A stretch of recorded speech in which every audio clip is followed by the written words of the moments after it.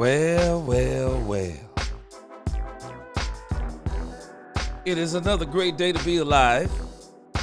Another great day to be a Dallas Cowboy fan. Man, been doing some digging today.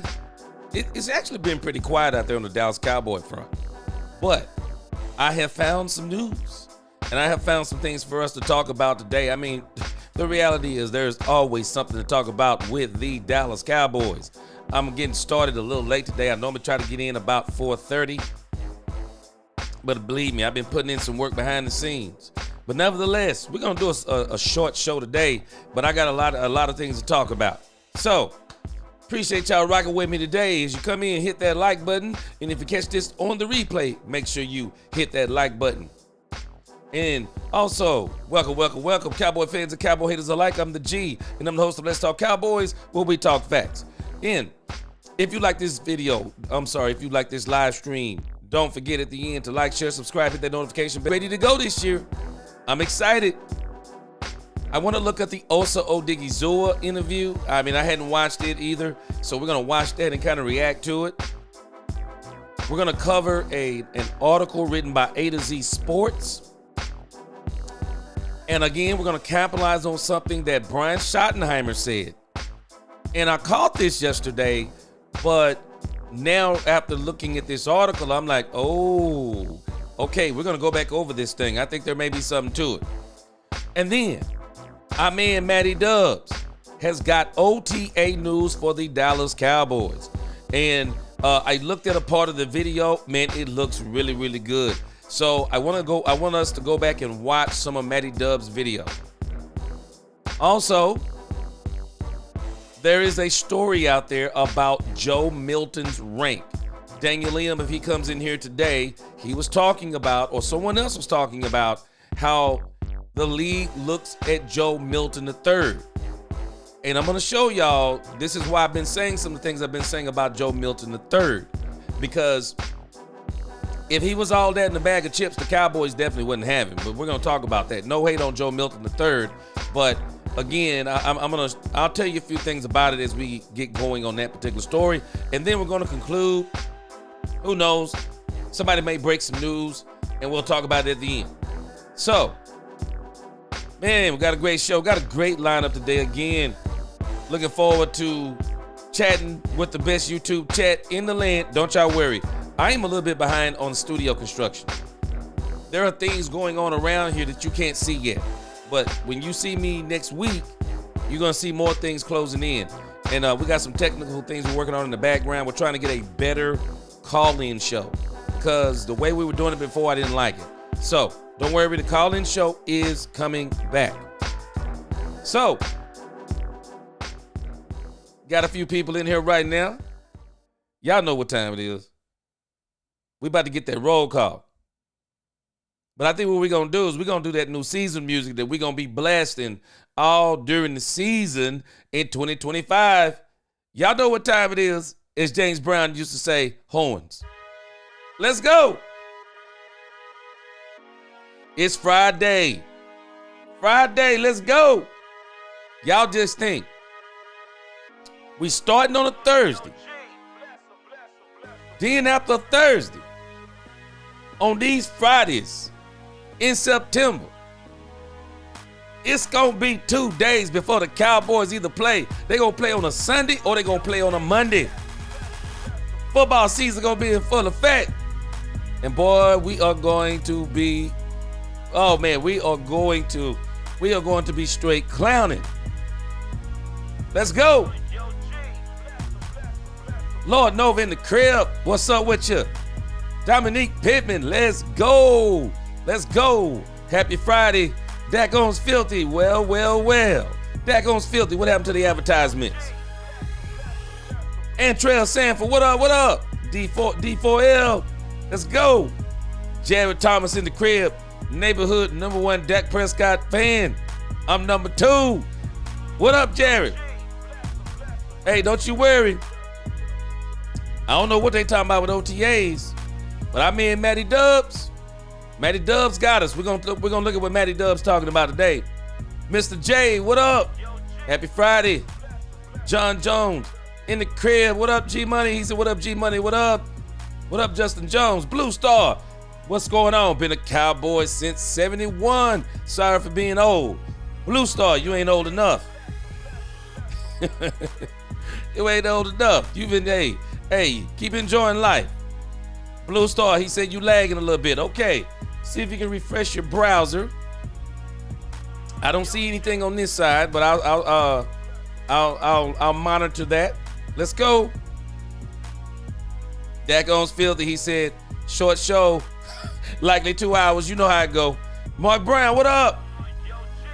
Yes, sir. Mark Brown said, love your content, your theatrical points. Appreciate you. Lost in Translation podcast. Salute. Yes, sir. What's going on, Lost in Translation? Randall Armstrong in the crib. Rainy Jackson up in here. What's going on? Shreveport, Louisiana. Yes, sir. Let's go. Angie, my girl, the Rebel Chicks. What's going on? She said, hit that like button. What's going on, Angie? Good to see you. B Fatty. They said Joe Milton looking good in practice. That's true. I hope he is. I hope he looking good. Robert Simmons, what's going on with you? B Fatty, I'm not going to trust you. He's not going to be the future quarterback for Dallas Cowboys. I don't believe so. Davion Wallace in the crib. What's going on? Ty Howard in the house. What's going on? Jacob Jackson, he said hit that like button. Quack up in here. What's going on? He said bonjour. What's going on? Sizzling Bacon, what up with you? I'm awake in the crib. What's going on? Uh-oh, Angie says she is the #1 fan of that Harlem Shake beat. Let's go. Let's go. She's #1 fan of that Harlem Shake beat. Let's do it. All right, Raymond Estrada in the crib. Let's go. Ultra Cowboy, I see you in here. What up? And my man. What's going on with you? He said, what's the latest? I'm on my way to Louisiana to perform at my cousin's bar. All right. Let's keep you entertained on the road. Let's go. All right. So we got quite a few things to talk about here today. And let's kind of start it out with this Tyler Guyton interview. Yeah, we're going to kind of build it up. We're going to build this show up today. So let's kind of look at this Tyler Guyton interview. Man, let me tell you something. We've been talking a little bit about Tyler Guyton and talking about how the Cowboys, that tackle position is kind of where we got our questions at on offense. And it's not just Tyler Guyton. It's Terrence Steele too. But more Tyler Guyton because Terrence Steele actually had a really good season. It seemed like the previous year. He gets the contract, but he also gets he gets hurt. So maybe coming off of the injury, I'm not sure that maybe Terrence Steele was good to go. But now, Terrence Steele, about 2 years almost removed from that particular injury, I think he should be fine now. And so I still think the biggest question in most people's minds is Tyler Guyton because he only played 8 games at left tackle, if I'm not mistaken, in college. He only played 8 games at left tackle. And so we saw what he looked like last year, and boy, we had some concerns. But everybody's saying he's been working hard. They said he's looking good in training camp. And so with all these things going on, I want to go back and look at some things now that people are saying about Tyler Guyton in training camp. And I also want to listen to Tyler Guyton in his own words because we didn't get a chance to yesterday. So let's check him out.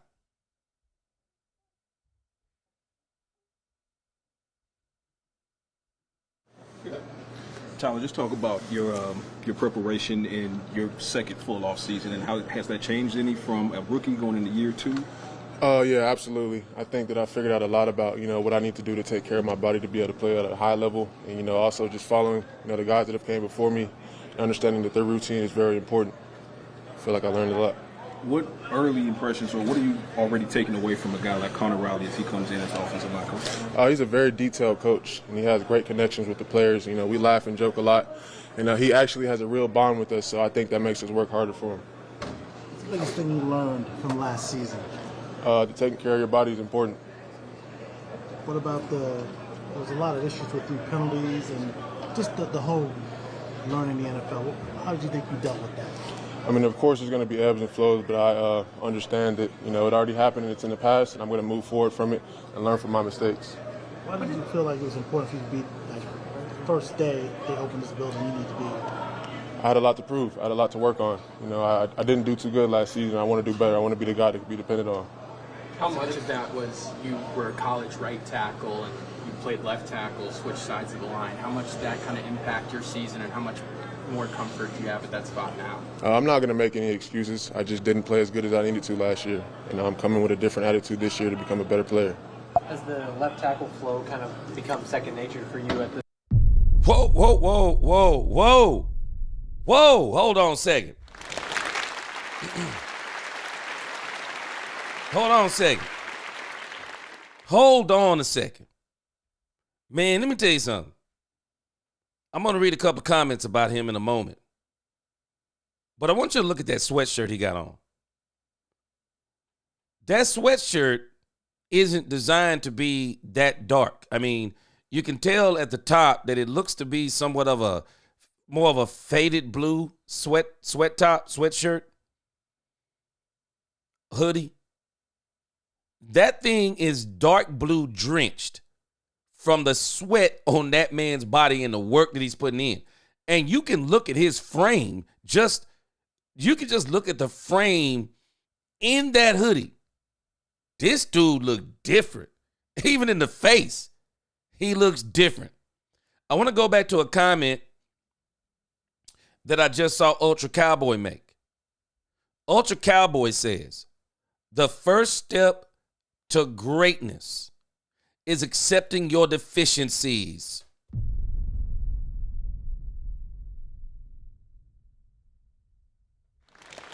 Yes, sir.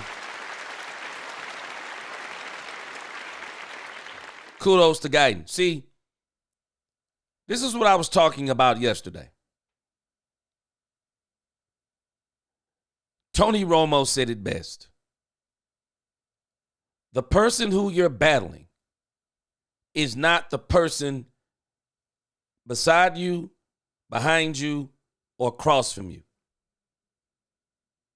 The person that you're battling is in the mirror. It's you.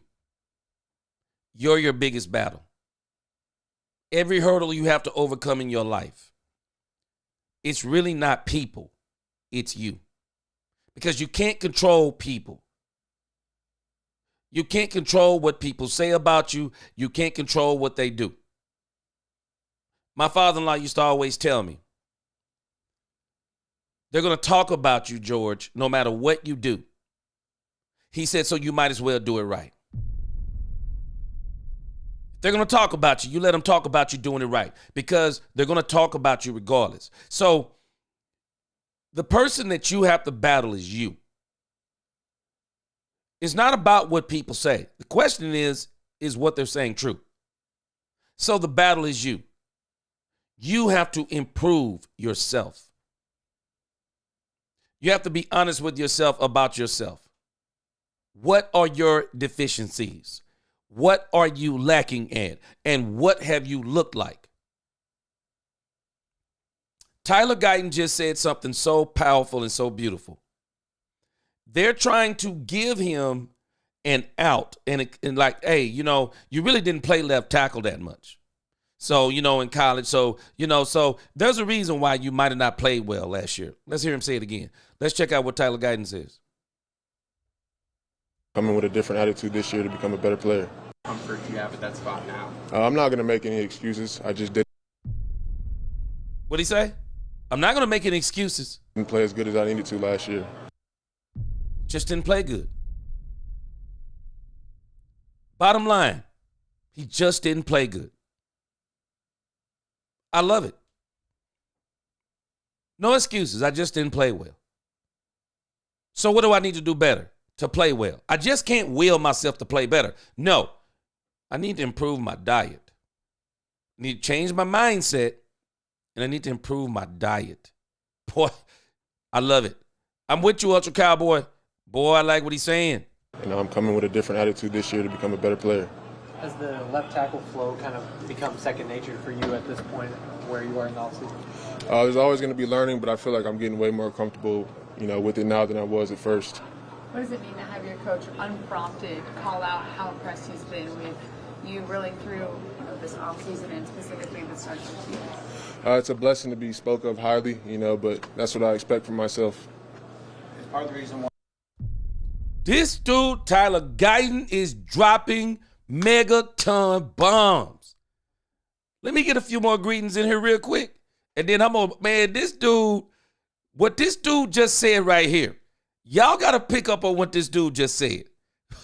This dude dropping bombs up in here. For sure, he is dropping bombs. My man Robert Simmons up in the crib. What's going on with you? Good to see you in here. Poopy D got my back. He said, chat, what it do? Let's go. I got a couple more. I saw also, let me make sure I mention Carrie. Is that what it is? Carrie Kelly.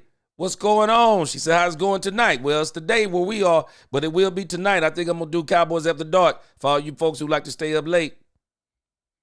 I got a couple of more in here, and then I'm going to get going again. My man C Bass in the crib. What's going on with you? What's going on with you? Yeah, I love what Angie just said. She said, continue to build that confidence, Guyton. And let me get a couple of more in here. Madman in the crib. What's going on with you? Now, look at this. Ultra Cowboy, I appreciate that encouragement. He said, thanks, G. Stay the course. Your channel will grow. Man, let me tell you something. Let me get one more comment here by my man, Jared. Jared said, G, this is a mindset that Michael Parsons and his fans need to have. Stop making excuses. Boy, I love it. I love it. Raheem O'Neal in the crib. What's going on with you? Suge Midnight. What's going on with you? His brother named Eli comes in here. Just let him get all his feelings out. He going through it. Okay, I feel you. All right, Super 2 in the crib. What up? What up? The Basement Boys. What up? So, Carl April. What's going on, my man? Good to see you. This dude Guyton. Man, let me tell y'all something. I be talking about this stuff from the pulpit. When I preach. Man, when you know who you are, it is so important to know who you are. Because people will try to, if you a dog, people will try to make you think you're a cat. Nah, I'm a dog. And if I'm a dog, I know I'm a dog. I may be a dog that didn't perform well, but I know I'm a dog, right? So they're talking to Guyton about how he's been spoken of. He says, I appreciate how they're speaking about me, but I don't expect anything less from myself. What? Man, this dude dropping crazy quotes. Let me let you hear him again. It's a blessing to be spoke of highly, but that's what I expect from myself. It's an expectation. Man, I tell people this stuff all the time. When somebody say, hey, man, you bring a lot to the table. I know I'm bringing it. I'm not being arrogant. I bring it. Yeah, I'm bringing it to the table. I know. If I bring food to the potluck and somebody say that food good, yeah, I know it's good. I brought it to the potluck. Because when I cooked it so it would be good. I didn't cook it so it wouldn't be good. I cooked it so it would be good. So when you tell me it's good, I appreciate you telling me it's good, but that's the expectation, that when you eat it, it's good. Guyton is saying something, and I'm telling us, this is how you have to be about yourself. You have to be like this about yourself. It's a fine line. My man Ice Cold Cowboy in the crib. What's going on with you? He said Hoodie Kush in the crib somewhere. What's going on? Stephen White in here. I see you, man. Johnny Blue in the crib. I see you. You have to be like this about yourself. Randy McIntyre. Yes, sir. Like what Guyton's saying. You have to be like this about yourself. See, Guyton is doing something. And I'm going to talk about this later on with Joe Milton. Let me tell you what you do. Y'all have heard me say this in the past. You don't let people build you up. Yeah, you let another man sing your praises, as the Bible say, but you don't let a man build you up. Because if a man or a woman can build you up, they can tear you down. You don't let people build you up. You don't get built up on on other people's comments. No, you get built up on your own work, your own ability. You get built up on what you know you're capable of. So when people stop saying who you are, they don't convince you that you're something different. That's what I teach my sons. Man, know who you are. I tell Christians, know who you are. I tell people, know who you are. So that even when your performance ain't right, you can even tell yourself, hold on a second. What am I doing? I'm better than this. I'm not waiting on somebody to tell me I'm better than this. I know I'm better than this. I appreciate you telling me. I want that encouragement. But at the same time, you're telling me something I already know. You have to know yourself. This man has done, he's not only changed his body, he's changing his mentality. I've said this and I've said this and I say this and I tell people all the time. Slavery. When you think about slavery. Quack, quack, appreciate that $20 super chat. Yes, sir, appreciate you, my brother. We're going to put that into the channel. Love you, appreciate it. You have to know who you are. I'm telling you, you have to know who you are. Because when you know who you are, you set a standard for yourself. Because I'm telling you, man, people will build you up to tear you down. And I'm telling you, I talk to people, Christians, about this all the time. You have to know who you are so you don't lose yourself. Because when you forget who you are, you lose yourself. And if you're going to depend on people, people will let you down. Sometimes people will hype you up way too much. Sometimes people will put you down way too low. You have to know who you are. You create a standard. And you live up to it. And like I said, I tell people this about slavery. Slavery begins in the mind. Slavery begins in the mind. Does not begin externally, it begins in the mind. All right, y'all said it's buffering. I don't see anything over here. So see if y'all can like do your browsers and see what's going on. But again, nothing over here, but I'm gonna continue to monitor. But I'm telling this, man, this dude has changed his mindset. And I like what he's done. He's changed his mindset. Carl said, I got a feeling that we're going to break like the Rams, greatest show on turf because of the volcano pressure of the past failures. I think we're going to have a breakthrough too. I don't know how far the breakthrough will be this year, but we're going to have a breakthrough this year. We're going to have a breakthrough. And I think this team needs a breakthrough. And the breakthrough doesn't necessarily have to be the Super Bowl for this team. But the breakthrough, 7-10, will not happen again. This team will be in double-digit wins. I believe they make the playoffs. Maybe they even win a playoff game. I believe they win a playoff game. I do think they're going to have a breakthrough this year.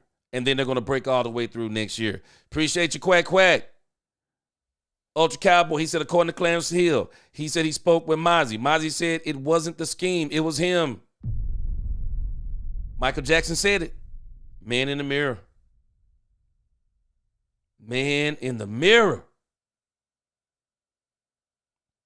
Man in the mirror. That's who you're battling. My sister Angie, she said, YouTube monster trying to get you. Hey, we're going to try to hang in there. Let's see what's going on. Stephen White, yes, sir. Inner fire. Inner fire. Suge Midnight, he said, hey, give Brother G some likes. Yes, sir. I with you. 176 people. Y'all share this content. Let's go. I'm telling you, man, this man is doing his thing. Quack, quack, he said, I appreciate you. I appreciate those who appreciate me. Appreciation all the way around. Yes, sir. I talked about it yesterday. Boy, there ought to be reciprocity, especially when it comes to love.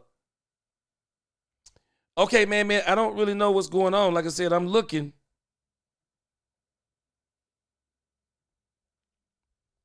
I don't really see anything on my end.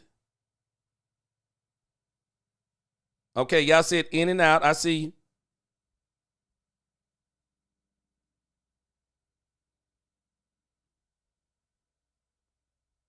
Okay, Madman said leaving out and coming back in fix the issue. Okay, I appreciate it because like I said, I don't see anything over here. But I'm going to keep monitoring. But again, man, I love this comment by the Basement Boys. Self-accountability. Yeah. That's it. Randy said this team is going to go from 18 points a game to 27. Yeah. My sister Angie said get them likes up. I agree with her. Y'all don't want to make Angie mad. She come after you. Let's go. Let's get those likes up. Yes, sir, Johnny Blue. All right, appreciate you, man. He said it's on our ends. Let's go. All right, let's go. Yeah. Yeah, everybody make sure you refresh your page. Kelly Blue, what's up? He said, appreciate the hard work. Yes, sir. All right, let's get back in. Man, I'm sorry, but this dude Guyton is dropping major quotes, man. It's part of the reason why you were here. He said from day one of the the season ends and you're the first guy here. Is that the drive that you want to show? Like last year wasn't good enough? I guess so, yeah. I mean, but Hold on. I don't want y'all to let that go by. He said Tyler Guyton is the first one there in the building now. You're one of the first ones in the building. I just feel like I had a lot to prove and I needed to work on things, and getting in here earlier was the way I was going to do it. Ooh. Yeah. My Lord and Savior, honestly.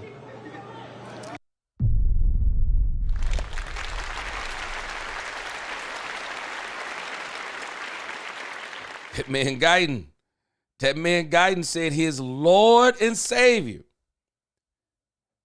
Man, when you realize there's something greater than yourself, when you do everything in the name, when you realize there's something greater than yourself, I'm telling y'all, it changes you. It changes you. It does. It changes y'all. I'm telling y'all, it changes you, man. It does. I love this man saying.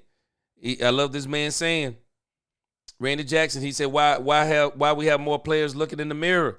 Whoa, man. Yes, sir. Yes. Randy Jackson, you kin to Michael Jackson? Man in the mirror. Yes, sir. Carl Aber, I appreciate you. He said, you're the only YouTuber who gives attention to all the comments. Hey, man, y'all all my co-hosts. So that's why I keep an eye on those comments, Carl. Y'all all my guests. That's why I say, man, y'all are the best chat on YouTube. Smoking Light is lit. Yeah, for sure. This man got them fire alarms going off. Okay, we'll talk about Kyle Pitts here. We'll come back on that one. Yeah, this man doing his thing. Yeah, he doing his thing for sure. I'm telling you, this man's doing his thing. Let's check him out. How much of your diet did you change with I changed my diet completely around. Fast foods are out, fried foods are out. I just try to stick to a strict regimen of vegetables and like salmon, throughout the week of prep.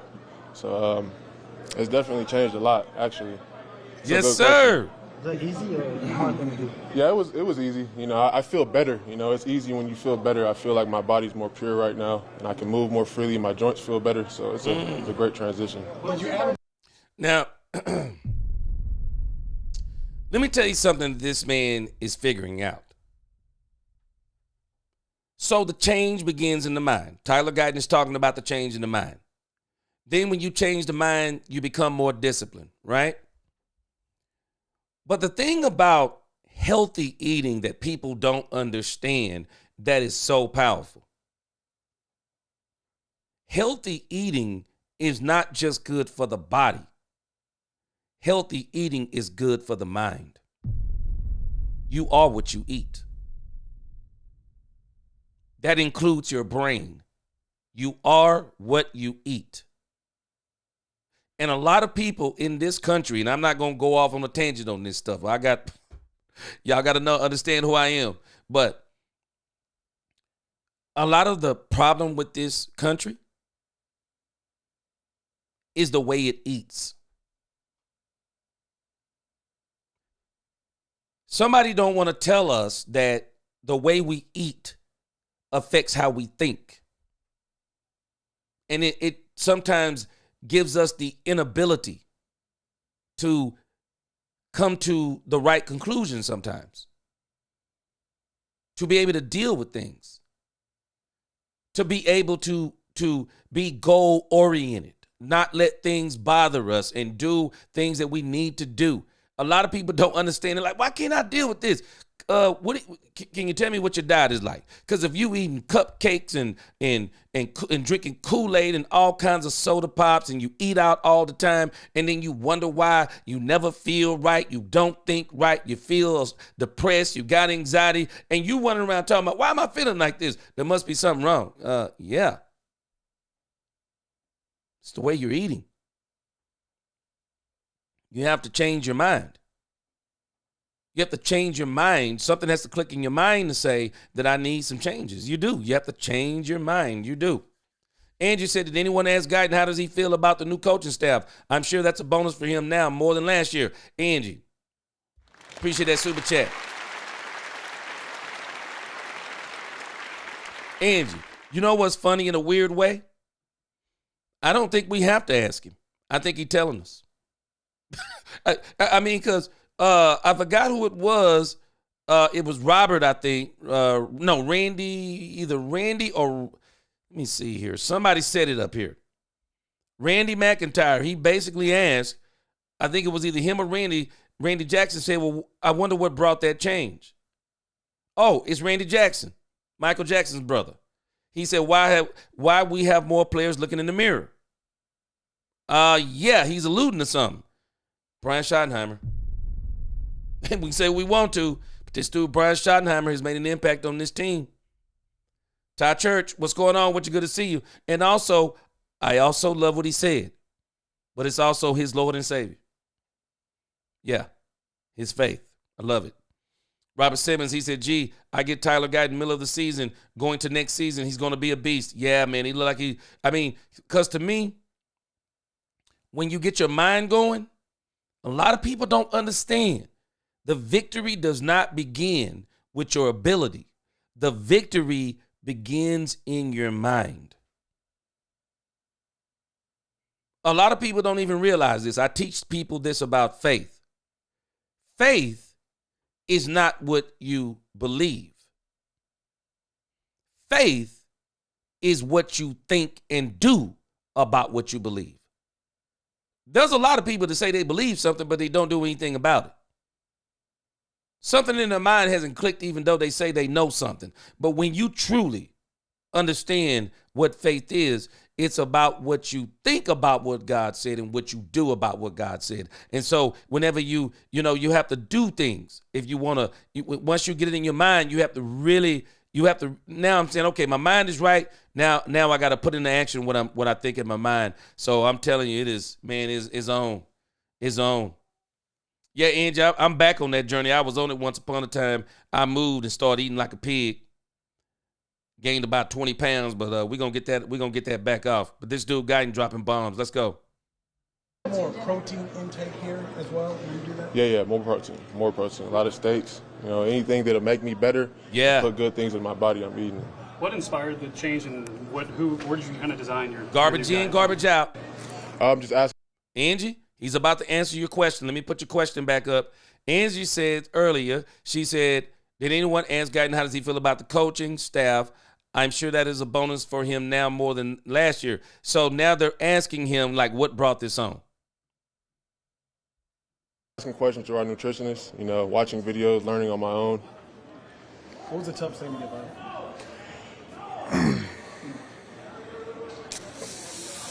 Nothing was really too tough, honestly. I didn't eat too bad at first, but I just kind of made it more strict. So I didn't really give nothing too crazy up, so it wasn't very hard. A particular restaurant that you go to? No, sir. Okay. Maybe Cane's.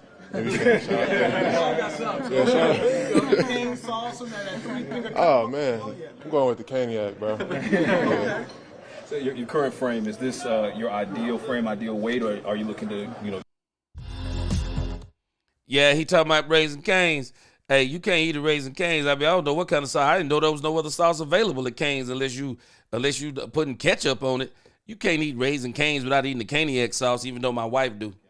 I want to get bigger. I want to get stronger. I want to get more flexible. I want to always upgrade my body in any way that I can. This isn't the finished product. It's just where I'm at right now. Yes, sir. He said he's not finished. There it is. No complacency. Let's go. Where Zach Martin was kind of the top dog there. Just how different has it been without him, and how have you seen Tyler Booker integrate into the unit? I mean, Zach left a legacy here, so all the things that he brought to this team, we uphold those standards and keep them in our room. So, things are flowing the exact same, and Tyler Booker is falling right into place. How critical has Tyler Smith been in the absence of Zach Martin? Let me tell you something about these things about Zach Martin. They're talking about Zach Martin and things of that nature, But let me tell you something about a player like Zach Martin. It's similar to how it is sometimes with children and parents. You're not always, you don't truly sometimes see the, you don't see the maturity sometimes until somebody's not around anymore. Like when you move out from with your parents, and then it's the things that they taught you. That's when you really start putting those things into play. Let me tell you something about a player like a Zach Martin. When a player is that good, man, you'll be surprised at how people sometimes, while they're getting better around that person, but because that person is so good, they don't really get to put it in action, in a sense. And so now I think that even some of the stuff that Zach Martin, some of the things that he told them, some of the things he taught them, now they're going to be able to put those things into play because now they're going to have to do it.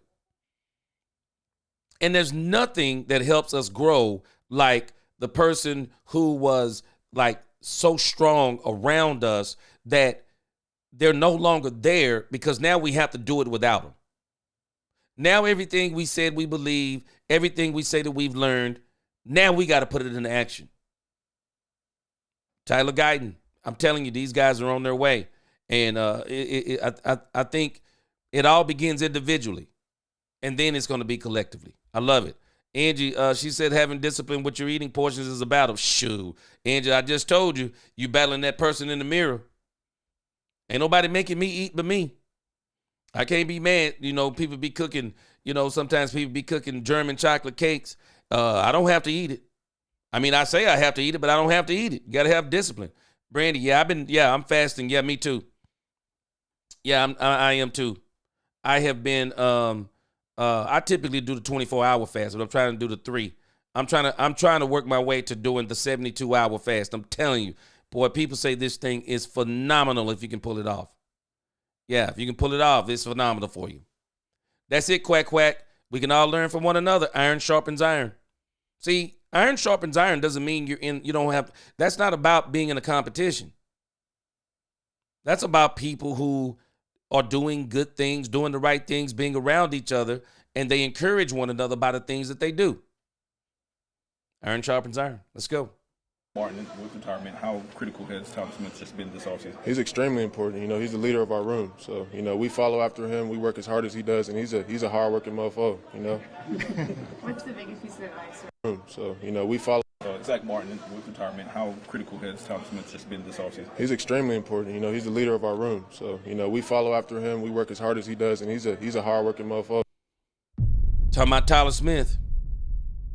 We're going to talk about Tyler Smith in just a few moments, even though I don't have him on the list, but you'll see how he comes into play. Tyler Smith is going to be pivotal on this offensive line. Let's roll. What's the biggest piece of advice, or how are you trying to help Tyler Booker, given the challenges you faced just last year? I mean, just take it one day at a time. We're different players. We have different strengths and different weaknesses. Play to your strengths and take it one day at a time. The season's going to be long. It's going to be harsh on your body, but just keep going. Keep the wheels turning. Yeah. At the retirement press conferences for Zach and Tyler, and just to hear some of the words of what they said and what, as you're going to year 2, did you try and take anything from what they said? I mean, it's amazing. I feel like I almost got emotional watching Tyron Smith because, that's a guy that I look up to. I want to follow in his footsteps and being a great Dallas Cowboys left tackle. So, hearing his legacy stretch across a decade is just extremely a blessing. And I want to fit that mold. So I learned a lot from him, actually. I watch a lot of his tape, and I listen to the things that he says in his pressers and how he carries himself, how he takes care of his body. What did you learn from him on the? Yeah, that's good, too. You want to study the greats. You want to study the greats. Let me go back to a couple of comments. Daggy Lib got me laughing in here. Daniel Lim said, "Gee, I want to also say that I've always seen athletes wearing hoodies when they work out, but doesn't that cause heat strokes?" Hey, Daniel Lim, let me tell you something. That's a young man's game. that's a young man's game. I can't do it, but my son, he's actually all three of them work out like crazy, but one of them in particular, he's recently he's went on a cut and he's lost like all kinds of body fat, but when that joker works out, he wears sweatshirts and stuff. I'm like, dude, how do you do it? How do you do it? Yeah, he be wearing hoodies and all kinds of stuff. Man, that's these young dudes. I can't do it. Man, I get to lifting. I'm about to get back to doing it. Boy, I get to lifting, man. I'm not gonna say I'm shirtless, but I definitely can't do it in no hoodie. And if I start, I definitely can't finish like that. But yeah, this dude here, man, he really got his mind right, and I love that. He's got his mind right. Brandy said, Guyton, would you like to share a pound cake when this?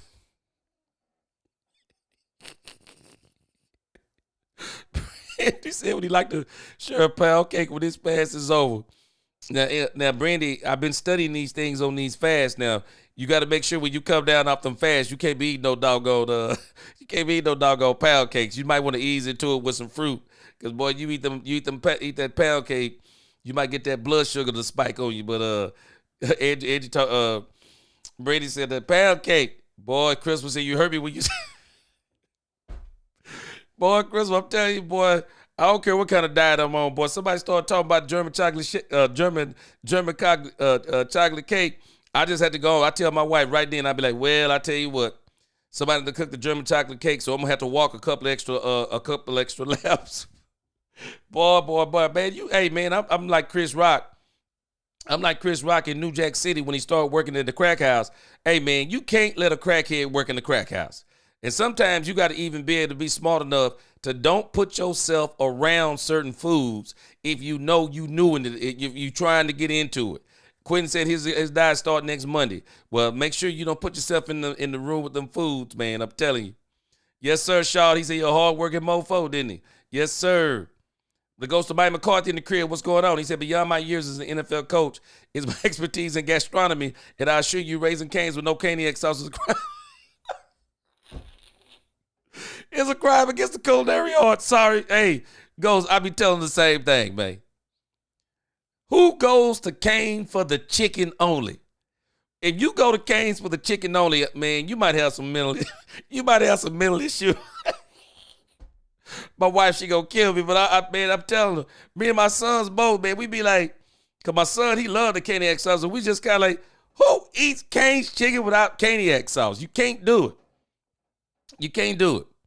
Angie said, Brandy, that's the only cake I will eat. Yeah, that's my wife too. She don't eat cake, but she will eat pound cake. That's the only cake she eat.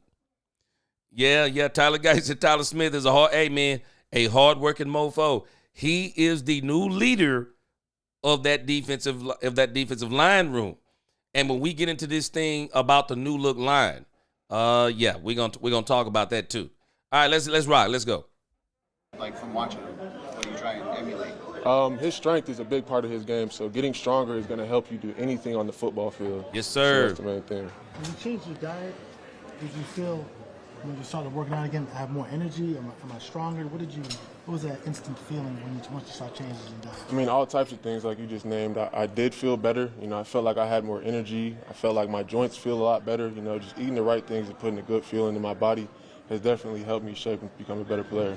Tyler, when Tyron was here, Dak and other people talk about the trust they had at left tackle. Boom.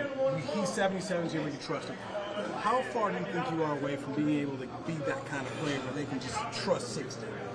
I don't know, honestly. It's not my trust, it's their trust. So, wherever I am in their heart, that's where I'm at. But I'm working to become the most dependable player that I can be. You talked about how you looked at the Zach Martin. Okay. I want y'all to catch on to this. Notice what he just said. He's working on being the best player he can be. The best player he can be. This is going to come into play in a few moments when we discuss the new look line for the Dallas Cowboys. The new look line. Keep that in your mind. The new look line. And he just said, wherever they put him, Wherever they put him, that's for them to judge. Just keep that in your mind. He's saying something. Did you take a moment maybe this offseason to reflect about the day-to-day stuff, like what he showed that you can maybe learn from him? Yeah. Taking care of your body, like I said, is the biggest thing I've took from him. He played a long time, and he played super physical. That requires a level of commitment to your body that is untapped, by regular players. So you gotta uplift whatever you're trying to do to take care of your body and, uphold his standard. Is there a day-to-day thing maybe? Yes, sir. Keep doing it, Raheem. Changed, or like yeah. you identified, I got to start doing this, or yeah. After I study my tape right now, my nightly routines, I go an hour stretching in my garage. I have some mats laid down. I've made a workout room, and I've been stretching every night for at least an hour. Any way that I can. You got a fan in that garage, or does it get hot? Hot as hell. Yeah. Tyler, speaking of switching positions, how have you seen Brian Schottenheimer go from offensive coordinator to head coach, and what's the difference been like? He's doing amazing, bro. It really does feel like a whole new team. The things that we do, the competitions that we have. Like, we played basketball this morning in our team meeting, and I have the high score right now. Angie, he just answered your question. He just answered your question. Again, he keeps talking about these coaches. How does he feel about the new coaching staff? They're awesome. They're awesome. They're awesome. Yeah. And these guys keep talking about playing things, doing things other than football. That's building relationships. That's relationship building 101. Yeah, Ice Cold Cowboy, the body's a temple, yes. And I'm telling you, that is what they're doing right now. I'm telling you, this is relationship building 101. And I could tell the way Brian Schottenheimer has been talking about the culture. The one thing these guys were doing is that y'all heard me talking about this stuff when I first started this channel. It was like these guys didn't have each other's back. It's like they didn't have each other's back. I mean, finger pointing and complaining, grumbling. I mean, just attitudes and a hero ball. I mean, it was just crazy stuff. Brian Schottenheimer saw this stuff and said, I got to change it. I got to figure out a way to change it. And I believe one of his conversations with the Joneses, I mean, I don't know for sure, but if I was a fly on the wall, I could literally hear Brian Schottenheimer saying some of these things like, hey, Jerry, Steven, these guys don't have each other's back. And if you bring in a new coach that hasn't been on this team, that doesn't know these guys, it'll take you 2 years to do this. I've already built some trust up in this building. Let me do this. Nobody you bring in will know this team better than me. Let me do this. I got this. I'm telling you, this guy took notes. Brian took notes. And I think he realized that the locker room for the Cowboys, you think about the things they're talking about, bringing the ping pong table down into the locker room. See, let me tell you about Mike McCarthy. I like Mike McCarthy. Mike McCarthy, to me, I've said it once, I'll say it 1,000 times. He cannot be my head football coach. He cannot be my offensive coordinator. But if you want to bring in a guy who knows football, who knows logistics, personnel things, it would do you some good to put him on your board. But as it applied to team building, Mike McCarthy was all into analytics. And when you think about what analytics and things like that stuff does, analytics kind of takes the human part out. This is the issue when you start talking about AI and stuff like that. It kind of takes the human part out. This is why you hear guys, we may not realize it, but we've been hearing the AI talk for a long time. The other name used to be analytics. And they would say stuff like, well, the analytics say that right here, it's a 60% chance of making this. It'll be a 4th and 3 on your own 39-yard line, and somebody start hollering analytics. Man, sit your butt down somewhere. We're not going for 4th and 3 on our own 39. It's the doggone second quarter. We're not going for no 4th and 3 on our own 39. You heard Mike McCarthy with that kind of talk all the time. Yeah, right here, it was a fake punt, and and the percentages. I don't care about no percentages, man. You don't go for a fake punt on your own side of the field when you're down by 3. Brian has come in and moved some of that stuff out of the way. Brian is getting back to the people part. And that's the portion we can never lose. Social media has made us lose some of that. We don't text, we email, we don't call people, we don't talk to them on the phone, we text them, we email them, we send a pigeon. Whatever we do other than talking to people. So Brian is bringing the people element back in. Brian is saying, hey, man, we done got way too far away from where we need to be. Relationships. Relationships are important. And that's what they're doing. They're building relationships. They're building camaraderie so that when they find themselves in some of these games to where they really need to make sure they pick each other up, they can do it. Davion Wallace in the crib. He said, yeah, G, this is so important. If this is the start, this could be a game changer for us and him. Yeah. Yes, sir. Yes, sir, Davion. For sure. Yeah. Randy McIntyre. Yeah, this sounds a lot like Marty Ball. Yeah. And Marty was one of those guys that really built relationships. Really did. Quack, quack. Coach Shotty's mentality is contagious. I like it a lot. It is 1,000% contagious. It is. Yeah. Yes. Yes. Angie. Exactly. Having them coexist as a team. I'm telling you, this was one of my problems I had with this team last year and this whole regime for the last few years. They just never felt like a team. They never felt like a team. Solomon Jernigan in the crib. What up? He said Shotty and Dak was already talking about this last year. McCarthy didn't have that kind of bond with the players. Facts. And think about it. You played basketball this morning? I see you. Yeah, I see you. I like what they're doing. Quentin Scott in here. What's going on? Quentin Scott said, I think we always say is this player serious enough? And you see one coach make a difference. Watch this team improve. I wouldn't be surprised if DeMarion wins Defensive Player of the Year and Dak MVP. Me neither. I absolutely agree. Yeah. Stephen White said putting the team in a bad position, not what coach is supposed to do. Yeah. Yeah. I love it.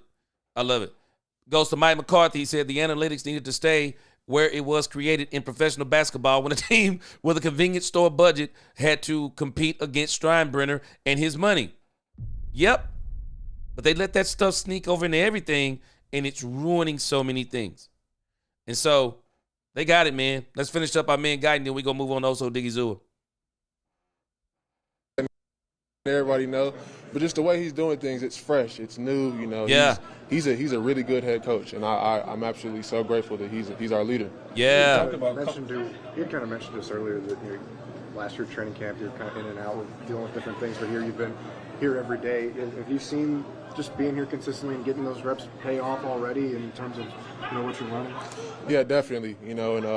This is a special team, and the guys that I'm going against every play are making me better. So, yeah, it's in my best interest to be here every single day and go as hard as I can so that when the game time is here, I can be the same player. We talked about Connor Riley, obviously, but just talk about the benefit of, as an offensive lineman, having the benefit of both Connor Riley and Clayton Adams, your offensive coordinator. Don't forget Chan. And Chan. Yeah, all having just that background of coaching O-line at a high level. I mean, it's a nice three-piece. Those are three really connected and good dudes down to the core. And, we are a very, very personal room, and we flow together good. Everybody loves each other. We trust each other. And having that 1-2-3 punch for guys, maybe a coach can only look at a certain side on a certain play. We have guys looking at every single part on every play, and they can give you live feedback immediately. So that's a big plus, in the O-line room. All right. Thank you, Tom. Thank you. Appreciate y'all.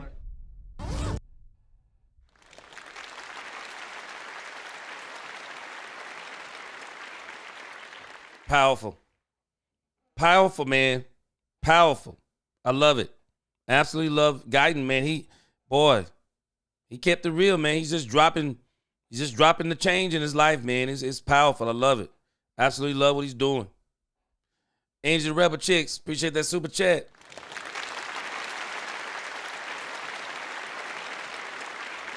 Angie, I love what you said. She said, I bet not see nobody allowing the ops to push on Dak in the line, standing around watching, or CD letting mofos bully him. Tolbert, too. I want to see this aggressiveness Clayton spoke of, bully ball. Yeah. Angie, you're saying the magic words. Now we got to see it on the field.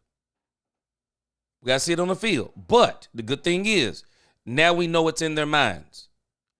We see it translating into body transformations. Because y'all do realize the first body transformation that we actually talked about this season was none other than Dak Prescott. Did y'all notice in the interview with Dak Prescott? They were talking to Dak Prescott about his body. And Dak Prescott was talking about, rather than his fiance handing him ice cream, she was handing him whatever he was talking about, yogurt or high protein, whatever. She was handing him something else. They're all doing these body transformations. And the reason why they're doing these body transformations is their mind. Their minds, the coaching staff. All of this stuff is just, man, let me tell you, this guy, Tyler Guyton, said it just a moment ago. He said, it seems like a whole new team. What? What? Well, it is a whole new team in a sense. But this man is like, no, he's not just saying a different team, y'all. This man is saying it's like a whole new franchise. Because it's not just the coaching staff that's changed. They can sense the change in the Joneses. The video they did during that schedule release, Stephen Jones playing around with the players on the golf course. This seems like a new franchise. That's what he's talking about. It seems like a new franchise, man. This isn't Jerry and Steven. This isn't Jerry and Steven. We got a contract issue going on, and if it wasn't for the media bringing it up, guess what? If the media wasn't bringing up the thing with Michael Parsons and fans not talking about it, nobody would be talking about it. And Jerry is doing something that I wish he would have been doing, but Jerry would always speak on contracts and take little shots at players. I mean, those of us over here in DFW, we know how Jerry used to do this stuff. He's not doing that stuff now. If all the haters, oh, Jerry ain't changing this, they ain't saying that now. Them haters ain't saying that now because every time Jerry say something, they'll come out and say, I told you he hadn't changed. But they're lying because Jerry has changed, because Jerry was saying something all the time. This team and CeeDee Lamb, I'm going to give Angie, the Rebel Chick's boyfriend, credit. CeeDee Lamb started saying this on social media, if y'all pay attention. He said, I'm tired of this stuff. And he said, it's the same thing every offseason. Talking about contracts and all this stuff. Don't want to talk about this stuff no more. No, want to talk about football. We want to be talking, we want people to be talking to us about football. We don't want to be talking about my contract, that contract, Michael contract, and this thing with the coach and that and whatever things that keep them not focused on football. No, they don't want to hear it no more. And it is so refreshing. And I think this is why the attitude of this team is so different. Jerry's different too. Coaches, as some of you have been saying, and I've been saying this from the beginning, coaching matters. Some of you have been saying coaches create culture. You better believe they do. And I said it before. Championships don't start with the quarterback. They don't start with the coach. Top down. They start with the owners. Start with the owners. I love what we're seeing. My man A in the chat, what's going on? Bleeding Blue, appreciate that super chat. Yeah. Bleeding Blue, Guyton will be better. He's so big and can cover so much ground. And Bleeding Blue, you know why else Guyton's going to be better? So you're going to take a brand new line, Mike McCarthy. You're going to take a brand new line. And you're going to throw the ball 69% of the time. And only run it 31% of the time. A young line. That's what you're going to do to them. No. They need to be running the ball more. They need to be running the ball around 40% of the time, which is exactly where I think Brian Schottenheimer is going to put us. I think in the beginning we'll probably see it somewhere around 53-47, but as time goes on, it'll probably get to around 57-43, somewhere in there. And then depending upon who we play, we may give them a little bit more of the run. If they can't stop it, we're going to give them a little bit more, and we'll play off the play action. But if they can stop the run, then we're going to give them a little bit of the play action and hit them with more of the pass. We'll be able to be more versatile. But when you got a line that's young, run the ball. They're going to be better because they're going to run the ball. And not only are they going to run the ball, they're going to run it good. They're going to run it good. They're going to run it violently. And they're going to be successful. You watch what I tell you. This team is going to be so much better as they get going. They are. They are. Quack, quack, he says, Shotty really did impress Jerry. Seriously, quack, quack, I was saying this from the beginning. I was saying this from the beginning. Ice Cold, what's up? He says, it's a shame Dallas keeps a tune of the media relevant from Stank Mouth Shady to Stephen A. Oh, yeah. Oh, yeah, you know they got to make their money off the Cowboys. But, hey, as that old song goes, let's give them something to talk about. Let's give them something to talk about. Football stuff. Let's give them something to talk about. I love it. Let's give them something to talk about. William Luke, what's good with you? Good to see you in here. My sister, my Cowboy sister, Lisa Worley in the crib. What up? What up? Coyote says Shotty should balance the run pass, which will help the offensive line and keep defensive honest. Yeah, that's exactly what I was just saying, Coyote. And again, y'all forget that. Somebody sent me a text. Y'all forgive me. I want y'all to think about this. And balance isn't 50-50. We don't have to be 50-50.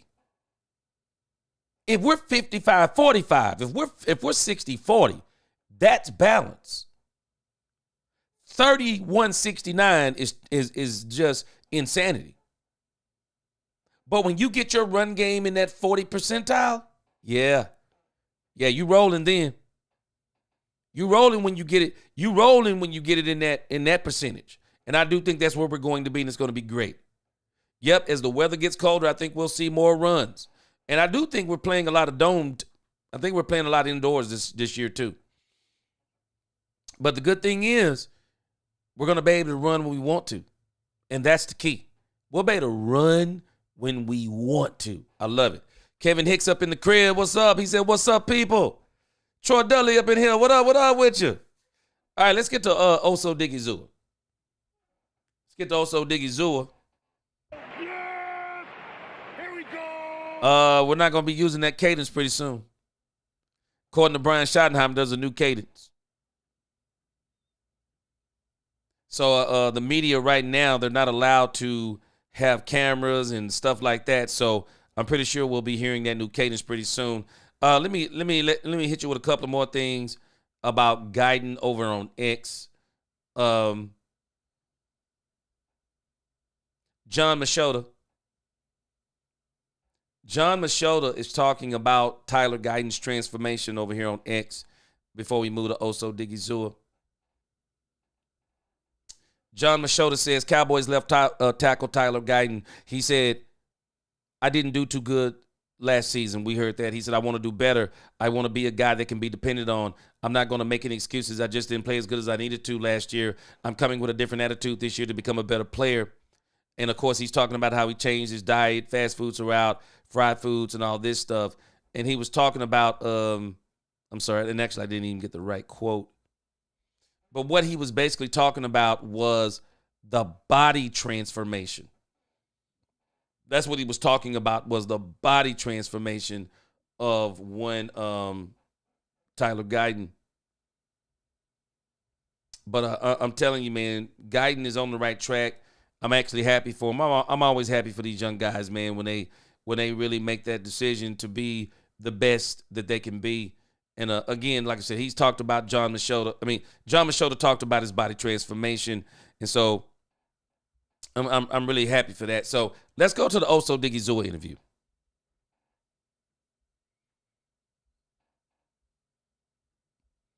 Oso Digizua. I have not heard the Oso Digizua interview. Some of you may have. So with the way things are going, I'm sure he's dropping golden nuggets too. This seems to be the mentality of this team. I'm noticing it is so much different under this new regime. Oso Digizua, let's go.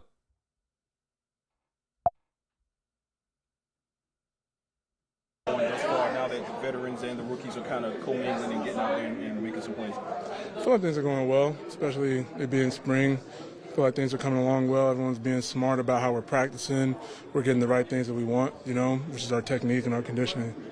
Oh, so with DeMarcus leaving, just how do you feel like the responsibility for leadership? So Oso Digizua just talked about conditioning. And I'm wondering if the new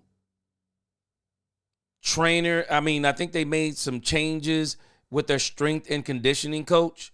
I think they made a change at the top, and it seems that this may actually be having an impact on all of them. Because even Oso Digizua, you look like in pretty good shape. And everything for someone like yourself has kind of elevated a little bit. Definitely elevated, just having a guy like D-Law who's been doing it for a long time. Having him gone definitely puts a little bit more on me and Micah's plate, just as far as like leadership and leading by. Now, y'all heard what I said earlier? It's one thing to be around veteran players. It's another thing to put into action what you learn from veteran players. And so what starts to happen is that when you play with certain guys, I know it may sound crazy, but if you've lived it, you'll understand.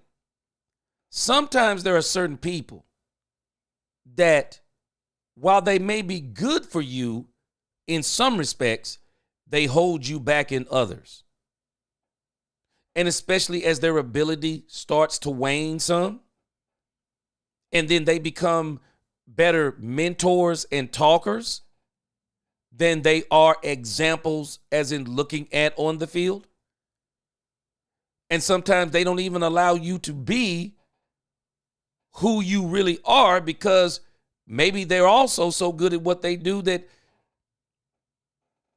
I'm just telling you, go back and look historically when a great player is out on the team and everybody goes, oh, that team's going to get trashed. It's amazing how that team plays without that player. Because now everybody gets to shine a little bit more, because that player right there, who we all leaned on to do so much, is no longer here.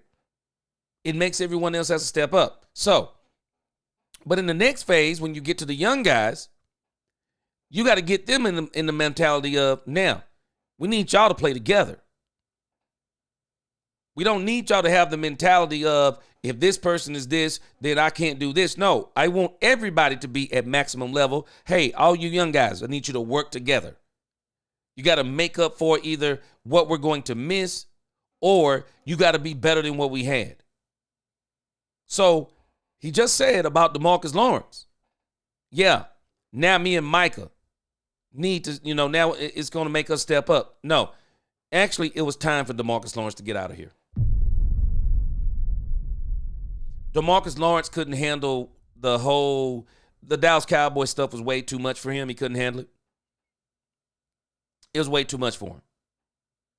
And I do believe you have to have a lot of mental fortitude to play for the Dallas Cowboys. Brian Schottenheimer has just made it easier for these players to play for the Dallas Cowboys, but it still don't mean it's going to be easy per se from the media perspective. But he has went a long way towards fixing these guys' psyche, helping them to understand we need more leaders on this team. Now we got Oso Digizua, Michael Parsons, Damarion Overshown. We already got Dak Prescott. We got CeeDee Lamb. We're just going to see more and more guys stepping up and absolutely love it. Gary Bookwalter in the crib, I agree with you. He said, hit that like button. Appreciate you.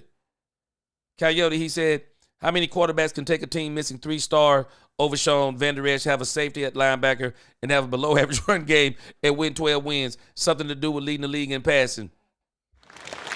Coyote people do not understand how great Dak Prescott is. Let me read a couple more comments before we get back to Osa. Lisa said, yeah, he's kind of a small to be a left tackle, but I think he's going to shine this year to be to the point where he's going to the Pro Bowl, and I said it. If you said it, I believe it. D Webb said, I definitely heard it in my head. Okay, y'all on some. Robert Dudley said, hello, what's up? What up, Robert Dudley? All right, let's get it. Hold on a second. Let me get one more. Quack said, the moderators are working hard. They're going to learn today. They're going to learn today. Zero tolerance. I love it. Let's rock with it. By example, but we got good vets in there too. Solly came in. Dante's been here before, and they both been doing it for a long time as well. So yeah, we got good leadership in the room. Love it. Was it easy or was it hard to erase what happened last year, the high dollar season finished? I feel like it's not really. I wouldn't say it's anything to erase. Like you address it, you look at it. Obviously, it wasn't like the year that we wanted, but like I say all the time, when you ask me about past things in this game of football, you don't have time to dwell on the past. And that's why Yeah. I see you, Robert Dudley. He said playing for Dallas is like playing for the LA Lakers and the New York Yankees. It is. Man, Oso Digizua is saying something. Yeah, you leave that up to us, Oso Digizua. You leave that up to us, talking about whatever happened in the past. Oso Digizua said he ain't got time to be thinking about the past. He said he got to move on. So Oso Digizua just told him, man, I ain't here to answer all them questions about what used to be. I'm here to answer questions about what is now. Yeah, I love it. Quack said small-minded people are so judgmental and disrespectful. Yeah, sometimes people just love the troll. Von Pay, he says, they got great line coaches now. You notice what you said? Line coaches. That's exactly what Guyton was pointing out. Line coaches. William Luke in the crib, he says CD and GP going to be fired. Yeah, they are. They are definitely going to be fired. Lisa says June 2nd or after, we're going to see somebody else. I don't know who. Yeah, it's going to be exciting. We're going to see what's going to happen on either Sunday or Monday. And those kinds of things. Mm-hmm. Some examples of the energy that he's bringing to you guys. Just very high energy, you know what I mean? A very high level of enthusiasm and love for this game and just the team, and just building a culture of connection and brotherhood, talking about what's important to everybody, people's why. People get up in front of the team and explain to everybody and just give a little backstory on the things that are important to them, things that they're doing in the community. Y'all notice they're all saying the same thing. This is one of the things the Bible says about the church, for example. Be in the same mind, speak the same things. Boy, when you get like that, you're one. You're one. That's what this team is working on, being one. And you'll notice they're all saying the same thing. Boy, if buy-in was a video, the Dallas Cowboys montage would be the definition of buying in. Man, these dudes have bought in. Period in the story. And again, this to me is what's different about Jason Garrett was saying some of these same things I've heard people say. But Dak Prescott said it best. But they're doing it the right way. Top down. Ownership down to the ball boy, ball girl. They're doing it the right way. And everybody, wow, we heard Jason Garrett, we heard others, and we even heard Dak What we didn't hear, even with Jason, even with Mike, we didn't hear the whole team. We didn't hear the whole team saying things. We didn't hear the whole team. But when we hear these guys, we're hearing the whole team say the same thing. In just ways that we can support each other. Culture is kind of a word that gets thrown around from a lot of teams. I guess, how is Brian Schottenheimer? He talked about being authentic. How do you see it different in maybe a genuine culture push from him?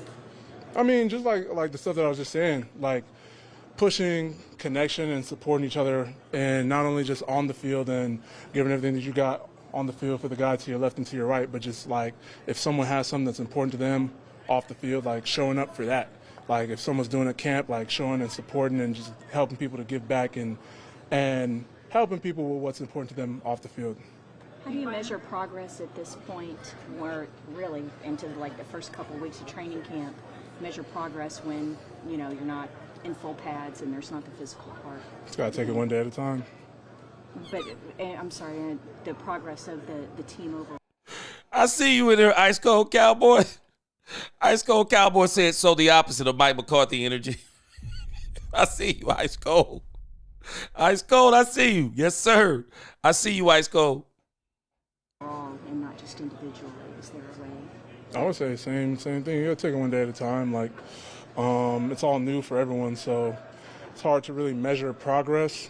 You know, I feel like you just gotta wait until like season and just season by season kind of look at it. You mentioned leadership. You and Micah kind of filling that void with DeMarcus Lawrence gone. How much have you seen from Micah this offseason? Schottenheimer said he's been in and out of OTAs. What have you seen from Micah in terms of picking up that leadership? I mean, you know, just feeding positivity into everyone. Emphasizing that everybody has like playmaking ability, and that should be the mentality of everybody on the line. Like, you know what I mean? Just making that mentality like you're a playmaker. Everyone on this line is a playmaker, so every play should have that in mind, and just, you know, preaching stuff like that.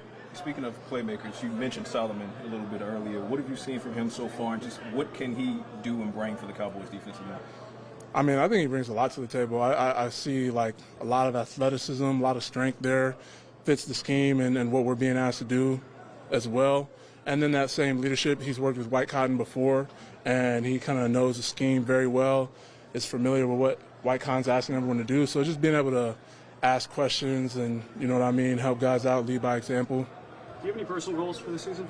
Yes. No. I'm not gonna tell you. Given the way Eberflus emphasizes the position you play, how do you see your opportunities and responsibilities being different? Let me tell you something that Oso Digizua just did. Let me tell you something that Oso Digizua just did that is just absolute genius. And let me replay it. I don't know. Maybe because I know we in the chat and we talking too. I want you to see what Oso Digizua just did. Philly D in the crib, Drew 912 in here. I see y'all. What's going on? Philly D, I'm coming back to something that you said. Oso Digizua. I want you to catch what he just did that is so powerful. Watch this. A lot of athleticism, a lot of strength there, fits the scheme and what we're being asked to do as well. And then that same leadership, he's worked with White Cotton before, and he kind of knows the scheme very well, is familiar with what White Cotton's asking everyone to do. So just being able to ask questions and, you know what I mean, help guys out, lead by example. Do you have any personal goals for the season? Yes. No. I'm not gonna tell you. That's exactly what you do. Let me tell you something about telling people your goals. Do not cast your pearls before swines. Do not cast your pearls before swines. Don't tell everybody your goals, your dreams, your aspirations. You should only tell those to people who you absolutely trust. Because you think about this basic principle from the Bible. A pig don't care nothing about no pearls. All a pig wants to do is eat, slop, and be in the mud and be messy. Pigs don't care nothing about no pearls. And if you tell the wrong people your goals, your dreams, and your aspirations, they go tell everybody. Then folks start doubting you. Folks start putting pressure on you. You said you was going to do this and you didn't do it and blah, blah, blah, blah. And before you know it, it's a hot mess of negativity. Don't cast your pearls before swines. Goal, Super Bowl. That's all you need to know. That's all you need to know. You don't need to know anything in between that. Super Bowl. Keep it very vague. What they're doing. Keep it very vague. I'm not telling you nothing. Yeah, I got dreams. I got goals, but I'm not telling you what they are. That's exactly how you got to do it. I got a couple comments in here that I saw that kind of caught my eye. Philly D said Dak has another shot at it, bro. Let me tell you. And then he goes on to say, Philly D said something else. Hold on, let me go back. I was trying to. It might have been the one he made before. Yeah, here it is. Dak again has another shot. Hurts had 2 years. Martin Hall of Fame tackle said we had better teams than the Eagles. I disagree with Zach Martin. Zach Martin is tripping. We didn't have better teams than the Eagles, especially in 2024. But I will say this. I don't know if Dak has another shot at it. And I'm saying this from this perspective. I believe the best shot that Dak had in 2023, I hate to be the bearer of bad news for folks, but somebody got to tell the truth, and I'm going to tell it, and I've already been telling it. The Cowboys had no, and I shouldn't say no. The chances of the Cowboys going to the Super Bowl in 2023 were slim to none. You do not get to the playoffs and think you're going to get through the playoffs. You can't control neither line of scrimmage. It's bad enough we couldn't run the ball. We couldn't stop the run. We could not stop the run. If you can neither run nor stop the run, you may beat the worst team. But Green Bay wasn't the worst team. Somebody got to say the quiet parts out loud. We were the worst team in 2023 in the playoffs. Yeah, we had the better quarterback. Yeah, we had the better wide receiver. Yeah, we had a couple of pieces here and there that were better. We may even had the best. I would dare say the best quarterback, the best wide receiver. That ain't good enough in the playoffs. You need the best team in the playoffs. You're not winning. We just saw the best team beat the best quarterback. We just saw the best team beat a team with the best quarterback. It's not that Kansas City isn't a team. They're not the best team. They were not the best team. They have the best quarterback. They don't have the best team. The Philadelphia Eagles don't have the best quarterback. But they had the best team in 2024. It's yet to be seen in 2023. So when we talk about Dak Prescott having another shot at it, I'm sorry, 2023 was not that shot. Just because Dak Prescott was MVP runner-up, just because Dak Prescott was second team All-Pro, just because Dak Prescott had a phenomenal season, that don't mean that the Dallas Cowboys really had a shot. We're lying to ourselves. And we have to stop doing it.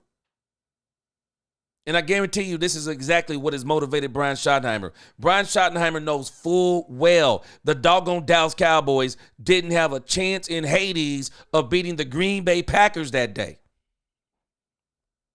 They were a better team. They could do two things we couldn't do. Control the lines of scrimmage. Not the line, but the lines of scrimmage. They could run the ball and they could stop the run. Give a doggone who your quarterback is, minus outside of Superman. Give a doggone who your quarterback is. You're not beating a team.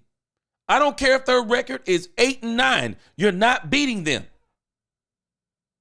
You're not beating them if they can control the lines of scrimmage and they're going to bully you all over the field.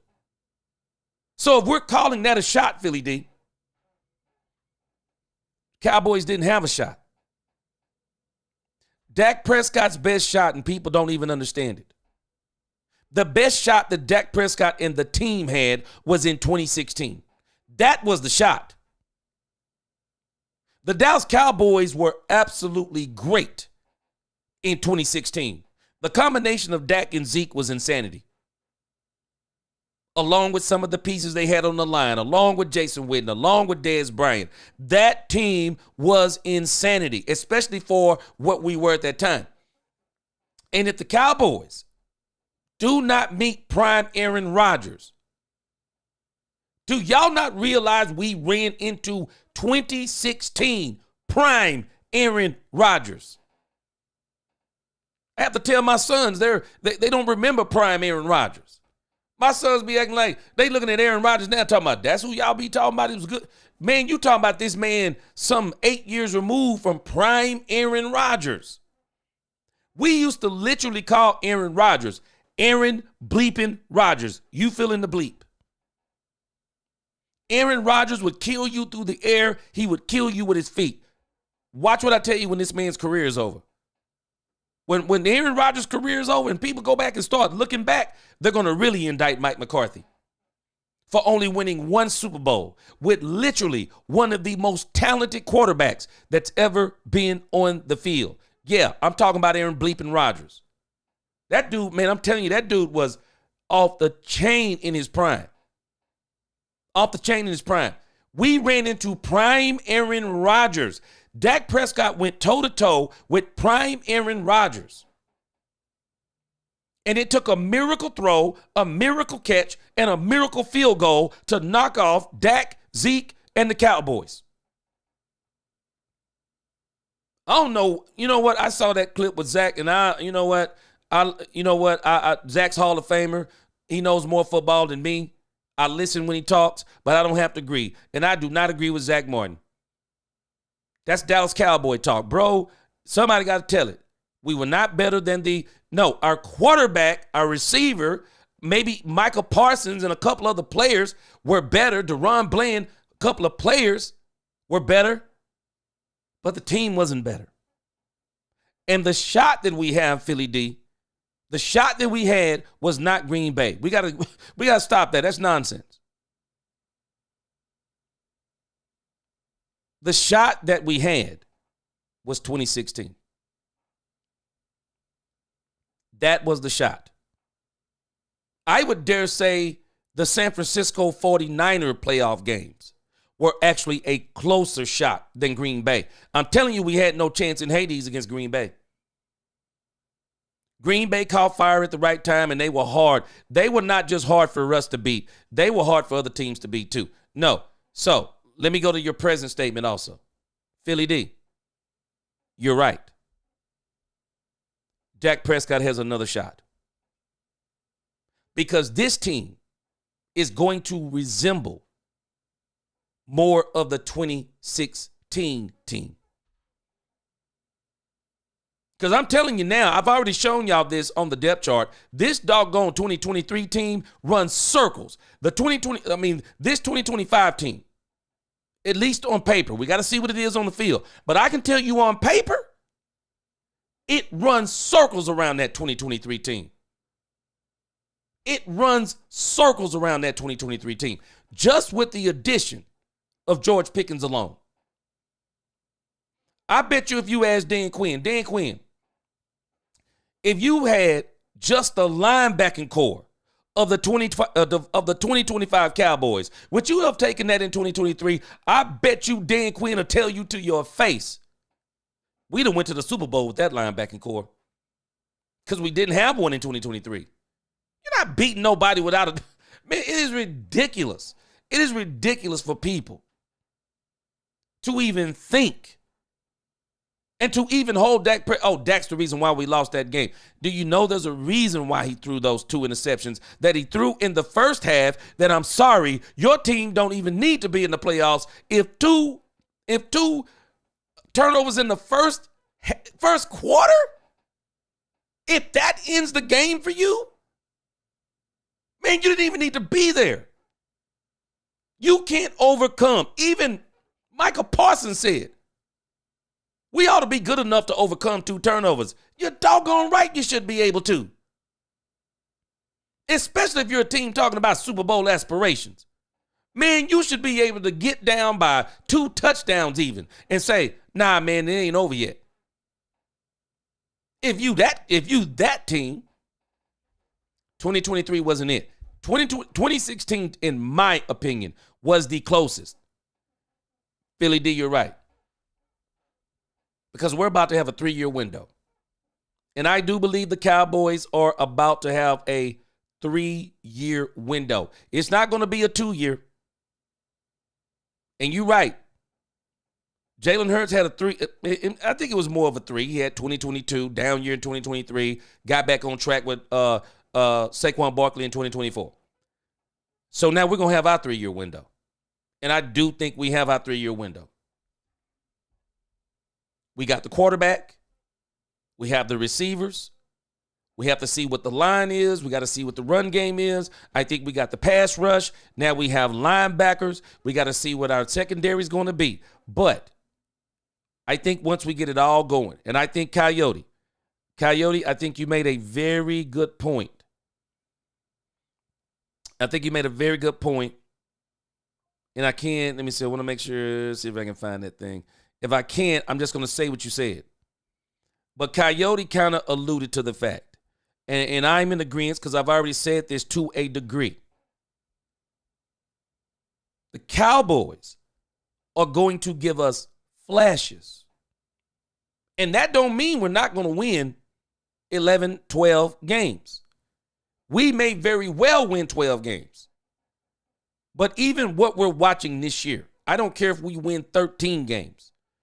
It is only going to be a flash of what you're going to see in 2026 if everything continues on the same trajectory. They're finally building a team. They're finally building a team. I'm not saying you can't build a Super Bowl team in a year.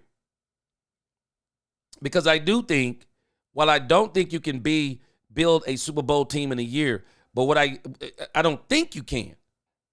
But I do say the Cowboys do have enough pieces that after June 1st, some things, if the Cowboys went really aggressive, I mean really, really aggressive.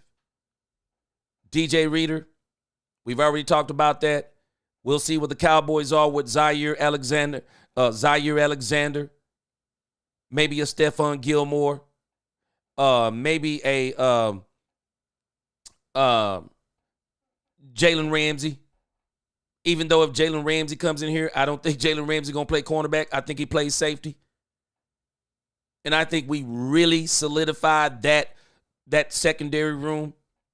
If the Cowboys really said we're going to get aggressive, and if there is a running back out there better than Javonte Williams, we're going to bring that running back on and let that running back come up with Phil Maffa and Jaden Blue.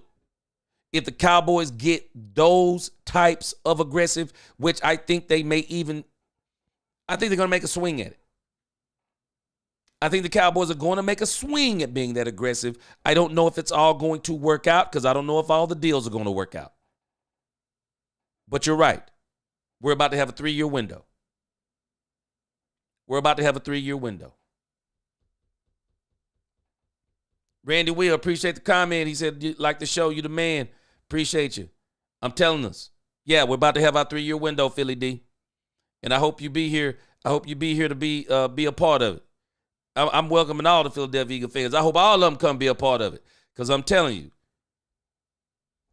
what we are watching, it is not about 2025. What we're watching is not about 2025, people. It is not about 2025. What we're watching is about this entire 3 to 4 year window. That's what we're watching. Stephen Jones said his goal was to build the best roster in the NFL. You do not do that in one season. You don't do that in you don't do that in one season. You don't do that in one season. That may take you a couple of seasons. That's why I think it's going to take the Cowboys one more offseason and one more draft before this team becomes a juggernaut. Because I think that's what they're on the way to. They are a very young team. They are a very hungry team. And now they're turning also into a very talented team. So now we just got to get it on the field. And this is what even Oso Digizua is saying. Oso Digizua, he's kind of, and I don't think he's tempered his expectations. I think what Oso Digizua is absolute genius. He's not going to cast his pearls before swines. He's not going to sit up here and prognosticate about Super Bowls. My goal is the Super Bowl or this many wins or this and that and this and that. He's not going to prognosticate that so that one of these guys can catch that and go back and say, Oso Digizua said the Cowboys, his goal is for the Cowboys to win the Super Bowl. Don't do that. Put your head down. Keep working hard. Let's see what it is on the field. See what it is on the field. One game at a time. That's all we need to do. And that's why I love what Oso Digizua is doing. Oso Digizua, I'm not giving you no headlines. This is what Oso Digizua is saying. I'm not giving you no headlines. No, we're working hard. We're working hard. We got to see what it is on the field. I love what he's doing. I love what he is doing. And again, understand, another part of this isn't just Dak's window. This is the Dallas Cowboys window. Jalen Hurts didn't win the Super Bowl. The Philadelphia Eagles won the Super Bowl. That's who won the Super Bowl. And this is where this team has got to get to. We got to stop making it about all these individual accolades. No, this team needs to just do what they're doing, speak the same things, do the same things, execute on the field. And that's why I love what Oso Digizua is saying. It's beautiful. Given the way Eberflus emphasizes the position you play, how do you see your opportunities and responsibilities being different? I think just based on some of the things that we're being asked to do right now, like I was going back and just watching some of the tape from last year. I'm like, if I was doing the stuff that we're being coached to do now, like I'm making this play, I'm making that play. So just seeing that there's going to be a lot more opportunities based on the stuff that he's having us do. Osa, how have you had to maybe change, improve, adjust your leadership style? JC Cowboys Network, what's going on with you? Appreciate you. I would say just continue to approach it the same way, keeping that same hunger. I feel like example leadership is the way I've always led. I'm not someone that talks a ton or like a rah-rah guy. Like, I'm just going to lead by example. You can always ask me questions. I'm always here. I'll tell you if something's not right, and just keep it real simple. You were talking about Taylor's basketball skills. How? Now see, again, I love what Oso Digizua is doing. Everybody don't lead the same way. Everybody don't lead the same way.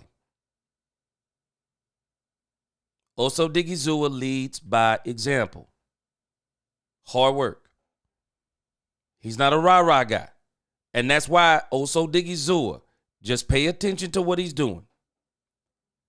He's not trying to give headlines. He's not doing all that stuff. Nope. He's just talking, saying saying the truth, keeping it vague, and just keeping it professional. This is exactly what you do. This is exactly what you do. Don't let people build you. That's why I keep saying, don't let people build you. You know what you are. You know what you're supposed to do. You keep rocking. You keep doing what you're doing, and you're going to be fine. You're going to be fine. And so he's got the right mentality. He's got the right mentality. He leads by example. Let another man sing thy praises. Let's go. basketball skills? Terrible. My basketball. I don't got any buckets for anybody. What were you saying? Have you seen enough of Tyler Guyton in OTAs? I mean, they're talking about him today as being improved from last year, and he feels the same way. Have you had any experience with him in practice to notice a difference? Not a ton, just because I'm a D tackle. He's an O tackle. I get a down block at the most. And we're not doing too much in OTAs, but I can look at him and tell, like, he's been working. You know what I mean? He looks like he's in really good shape. Yeah. He's moving well. Looks like he's on some muscle. So I'm excited to see how does when we put some pads on. Do you think there's a learning curve for rookies to kind of figure out not only like how to play in the league, but also how to eat right, how to work out stuff? And then have you seen just transitions of like, oh, hey, that's obviously paying off? Not yet, Garrett. Jared, I got you. 1,000%. Even for myself, like, you come in, you're doing Edge, you got me rolling up in here. Edge says Shotty collected all the Infinity Stones. Yup. I feel you on that, Edge. That's exactly what he tried to do. He is trying to collect all the Infinity Stones. No doubt about it.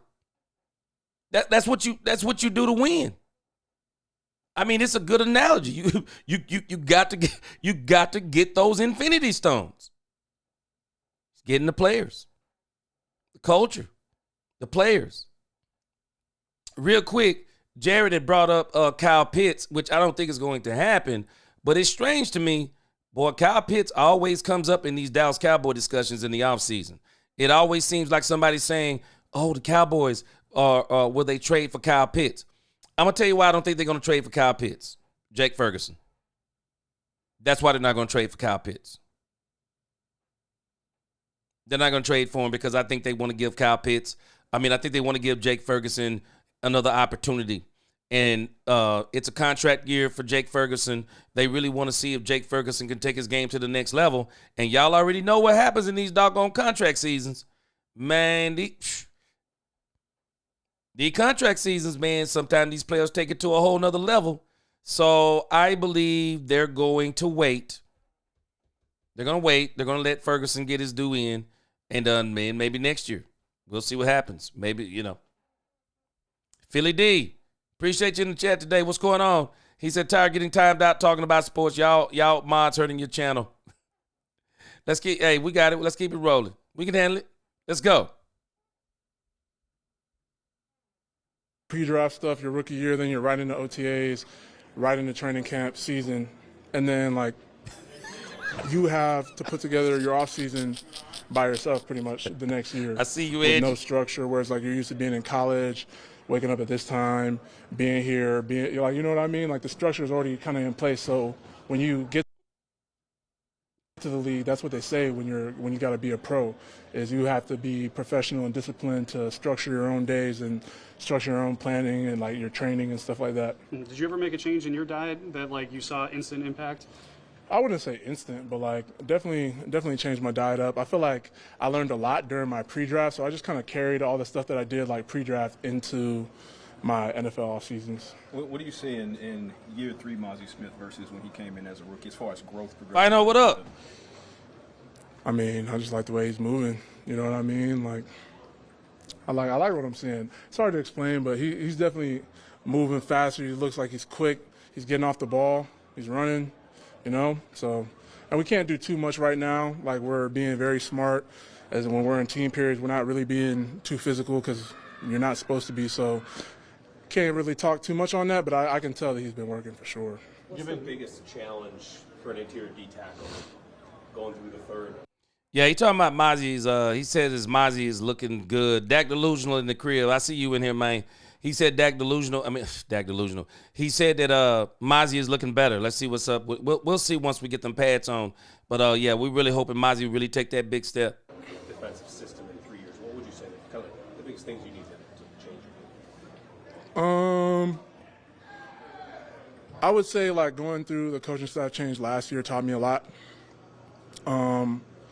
Obviously, just, like, doing what you're being asked to do and stuff like that.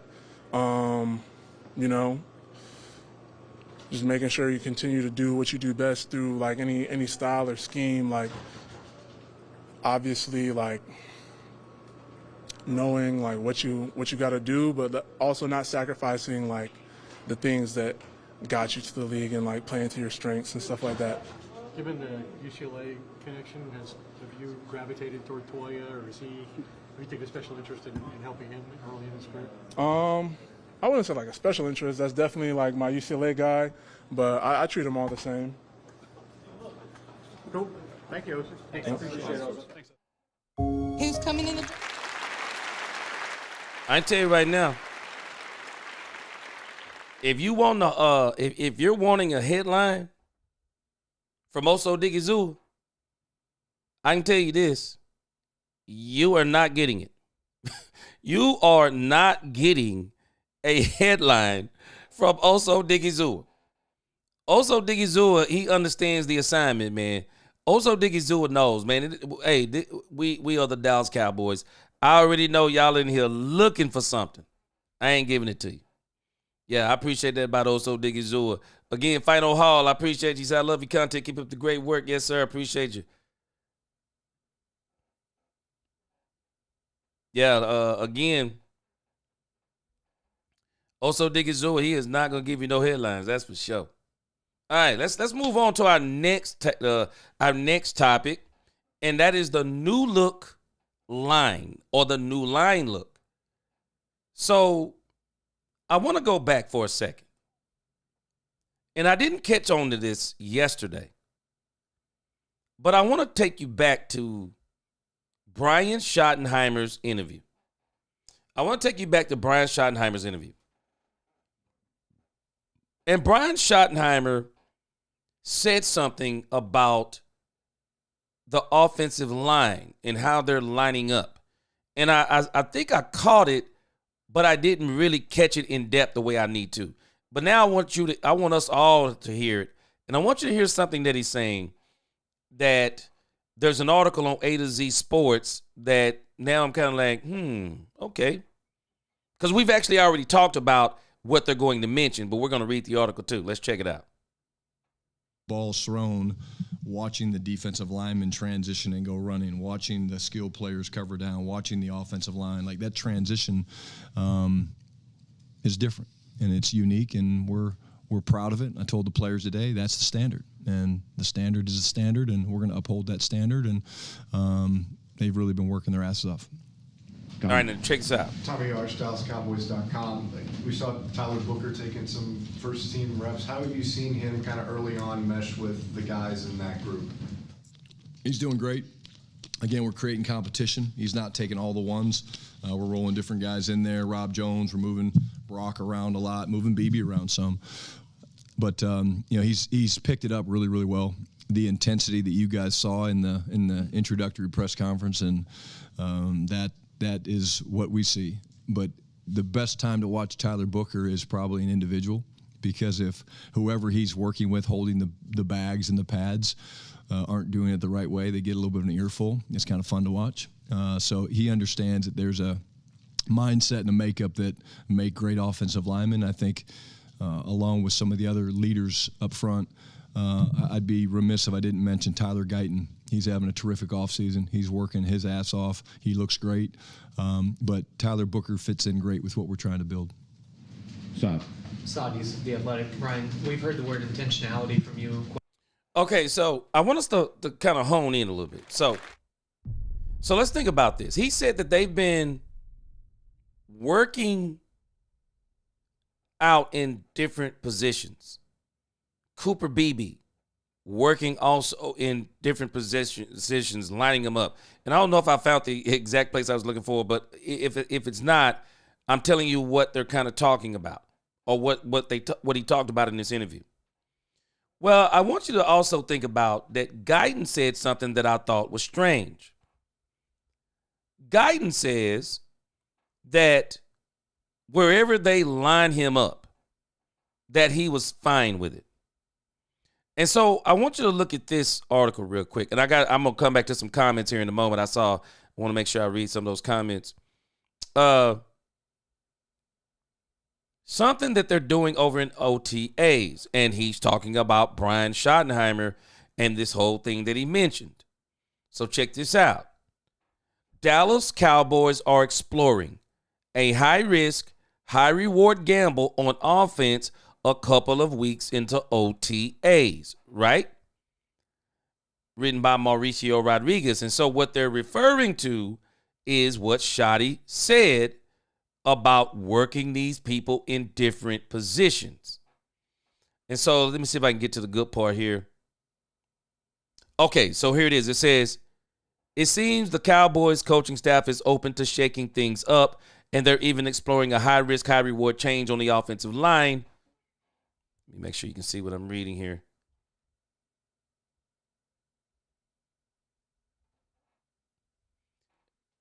It says, we're being a competition, head coach Brian Schottenheimer told reporters on Thursday.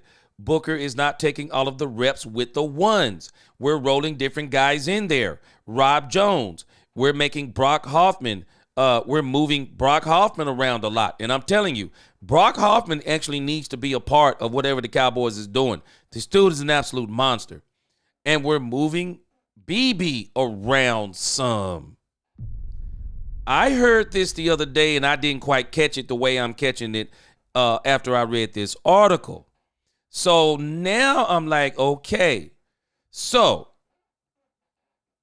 let's play devil's advocate a little bit. And I don't like to use that term, but let's kind of think about what's being said. So it says that BB playing at guard could mean something.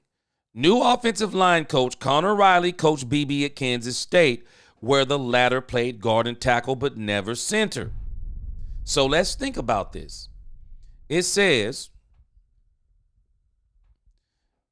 if the Cowboys want to play their best five, there's a scenario where that involves BB at guard and Tyler Smith at left tackle. It says that move would be high risk, high reward, as switching Smith and BB's positions at the same time could mess with their development, but BB's best football could be at guard, and Smith's rookie tape as tackle beats guidance, so there's certainly upside in the scenario. So let's think about what they're saying. So what they're basically saying, and let's see if we can look at this Cowboys depth chart real quick.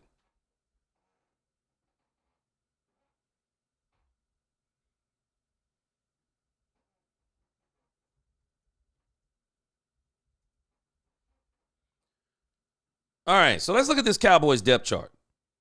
Because we've already talked about this. If y'all think about it, we've already talked about this. We talked about, if y'all remember, if Guyton isn't what the Cowboys want him to be, and Terrence Steele, let's just say Terrence Steele isn't playing as good.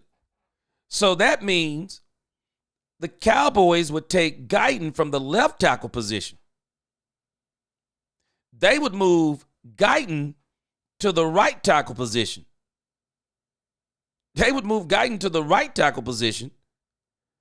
BB would move to where Tyler Smith is. Tyler Smith moves to left tackle. And you know what? After hearing the way they actually talk about Tyler Smith, the way Tyron Smith talks about Tyler Smith, I could see a world where Tyler Smith could be moved to left tackle. Guyton moved to right tackle. Cooper Beebe moved to left guard. Tyler Booker remains the right guard. And your center becomes none other than Brock Hoffman.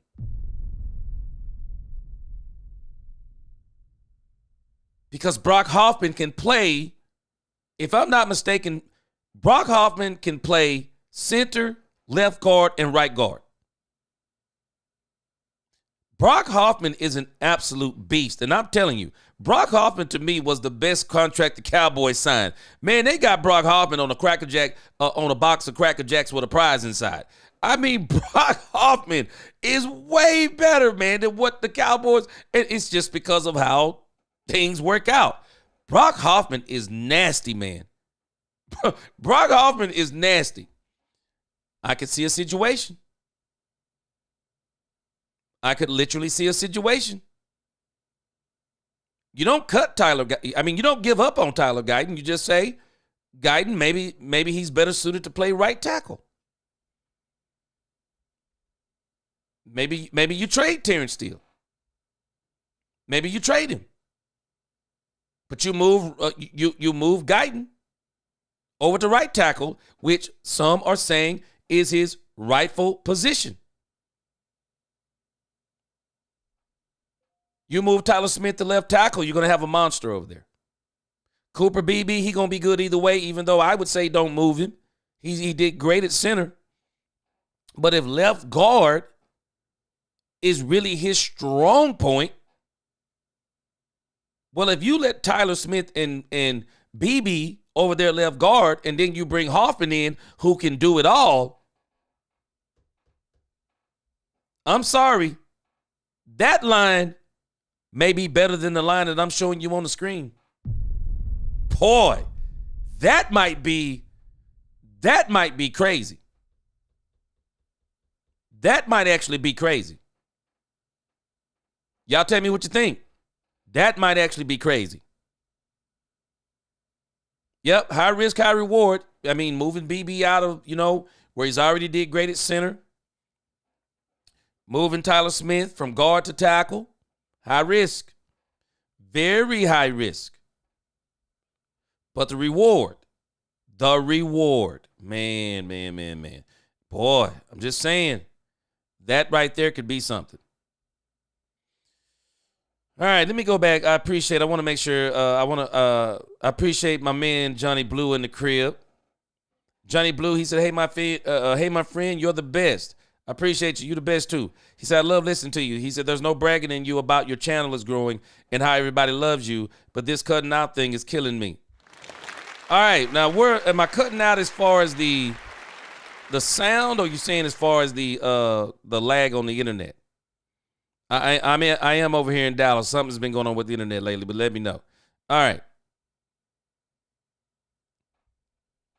So, but again, this is what they're saying. This is what they're talking about with that new look line. So I do believe with the Cowboys, this is a possibility. And I think what they may be doing is maybe the Cowboys are keeping their options open. That basically they're saying, okay, I see you, Ice Cold, got you. Maybe they're saying, I don't want to give up. Maybe they're saying, if Guyton don't work out where he is, we don't want to give up on him. So maybe we move him to right tackle. Save some money on Terrence Steele with that contract you gave him. So that line, man, I'm telling you, I mean, this line right here, the one we got up on, I got up on the screen, it looks good. But I'm going to tell you this. Guyton at right tackle. Tyler Smith at left tackle. BB at left guard. Brock Hoffman at center. I don't know, man. That wouldn't be nothing to sneeze at either. I mean, that wouldn't be nothing to sneeze at either. I'm just saying. Mike McCain, okay, here it is. Mike McCain said, I hear that Terrence Steele's job is in total jeopardy. My man Mike McCain in the crib, always dropping facts. What's going on? Mike McCain, he says, let me put Mike McCain back on the screen. Hold on, Mike McCain. Mike McCain says, the Cowboys create $14+ million if they cut in post June 1st. That's a lot more money to get a lot more players. And I'm telling you, Mike McCain, when we were playing the video of Tyler Guyton, what caught my ear was, wherever they play me, I'm just trying to be the best player I can be.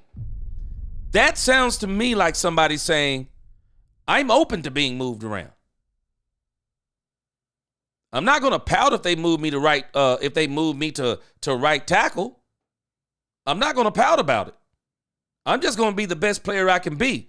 Mike McCain, hey, I'm just saying, man, this line with, and I told y'all, I don't know if y'all remember I said this before. I'm telling y'all, man, Brock Hoffman is a monster. Brock Hoffman is a monster, I'm telling you. Brock Hoffman is a monster. I'm straight up telling you. Brock Hoffman is a monster. And so, man, all right, I made sure I'm plugged in right. I'm telling this, man. Let me see what Angel says. I think Steele will be gone next year. Yeah, they might be preparing. Angie, they might be preparing. They might be preparing because I'm not hearing a lot about Terrence Steele. I'm not hearing a lot about Terrence Steele. Black man, what up with you? I'm not hearing a lot about Terrence Steele. Coyote said if Steele and Guyton can be better, then it would be amazing for our offense. Coyote. But also, too, let me go back. Hey, I'm going to keep my mind open. Tyler Guyton back at right tackle? And you hear the way they're all talking about Tyler Smith. Tyler Guyton talked about him, talking about he's basically the leader in that room. Tyler Smith is the leader in that room, they're saying. I'm gonna keep my ears and eyes open. Hey, because I said this before. I really do think Hoffman needs to be a part of whatever the Cowboys, are doing. Brock Hoffman is a nasty player. Brock Hoffman got the kind of attitude you want. Not only can he play, Brock Hoffman the kind of dude, if a dude fall down, he'll push his helmet in the ground when he gets up. I'm just telling you, he the right kind of dude. Yeah, Coyote. Y'all talking about that Green Bay game. Hey, I'm telling you, Brock Hoffman, man, I think Brock Hoffman, I think he would be great.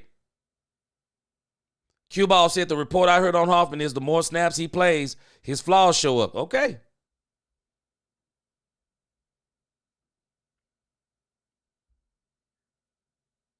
He seems to be a nasty player to me. But again, I'll tell you this. I think the Cowboys, they're keeping their options open. So I think, by them already introducing some of this stuff, it won't be a surprise to anybody if they make a change. But again, that's where it is. So we'll see how that turns out. But if this was a movie, I would call it foreshadowing. I would call it foreshadowing. So let's get to our next topic. Let's see, what time is it? All right, let's go to this next topic, and we're gonna save Joe Milton in case we do After Dark. Okay, Angie. Angie said, gee, watch some film on Hoffman. He gets pushed around. I'll do that. I'll go to all 22. I'm going to check him out. All right, so let's check out this, and we'll close on Matty Dubs. Matty Dubs, man, I'm telling you, I'm going to work on trying to get this dude on the show one day. Matty Dubs has some OTA news about the Dallas Cowboys. Thought it was very interesting. Why is everyone using ninja transfers? Let's check it out. Let's get that ad out of the way. One day we're going to get YouTube Premium. Let's check out man Matty Dubs. Now, if y'all haven't subscribed to Matty Dubs, please go subscribe to Matty Dubs. This man puts in work for the Dallas Cowboys. I love what he does. Professional sports, and that's saying a lot. I get that. But, it's no different than sitting up here and talking about winning Super Bowls. There's a standard. The standard is we want to be the best. And will we be the best culture? I don't know. We're going to try. And will we make mistakes along the way? Absolutely. We'll make mistakes, and then we'll fix things. And you guys asked me a couple weeks ago about GP coming in here. How does he fit the culture? Well, the culture's more than just one person, And so the big thing that goes into culture, too, I think, is being authentic. I will always be authentic. I'm never going to stand up here and pretend to be something I'm not. I think that's a recipe for disaster in this business. I've seen it. I've seen it fail.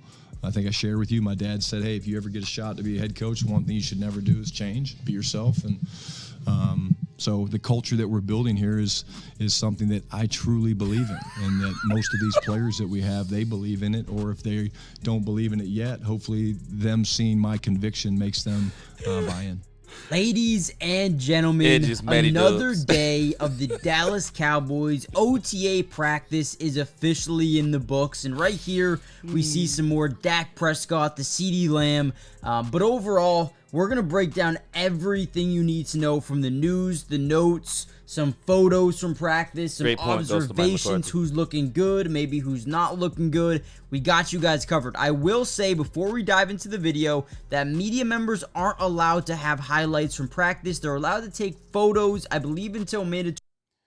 Now, before I continue this video, let me give the Dak Prescott haters, let me give you fair warning that you may want to cover your ears when you hear what Matty Dubs is about to say about Dak Prescott in OTAs.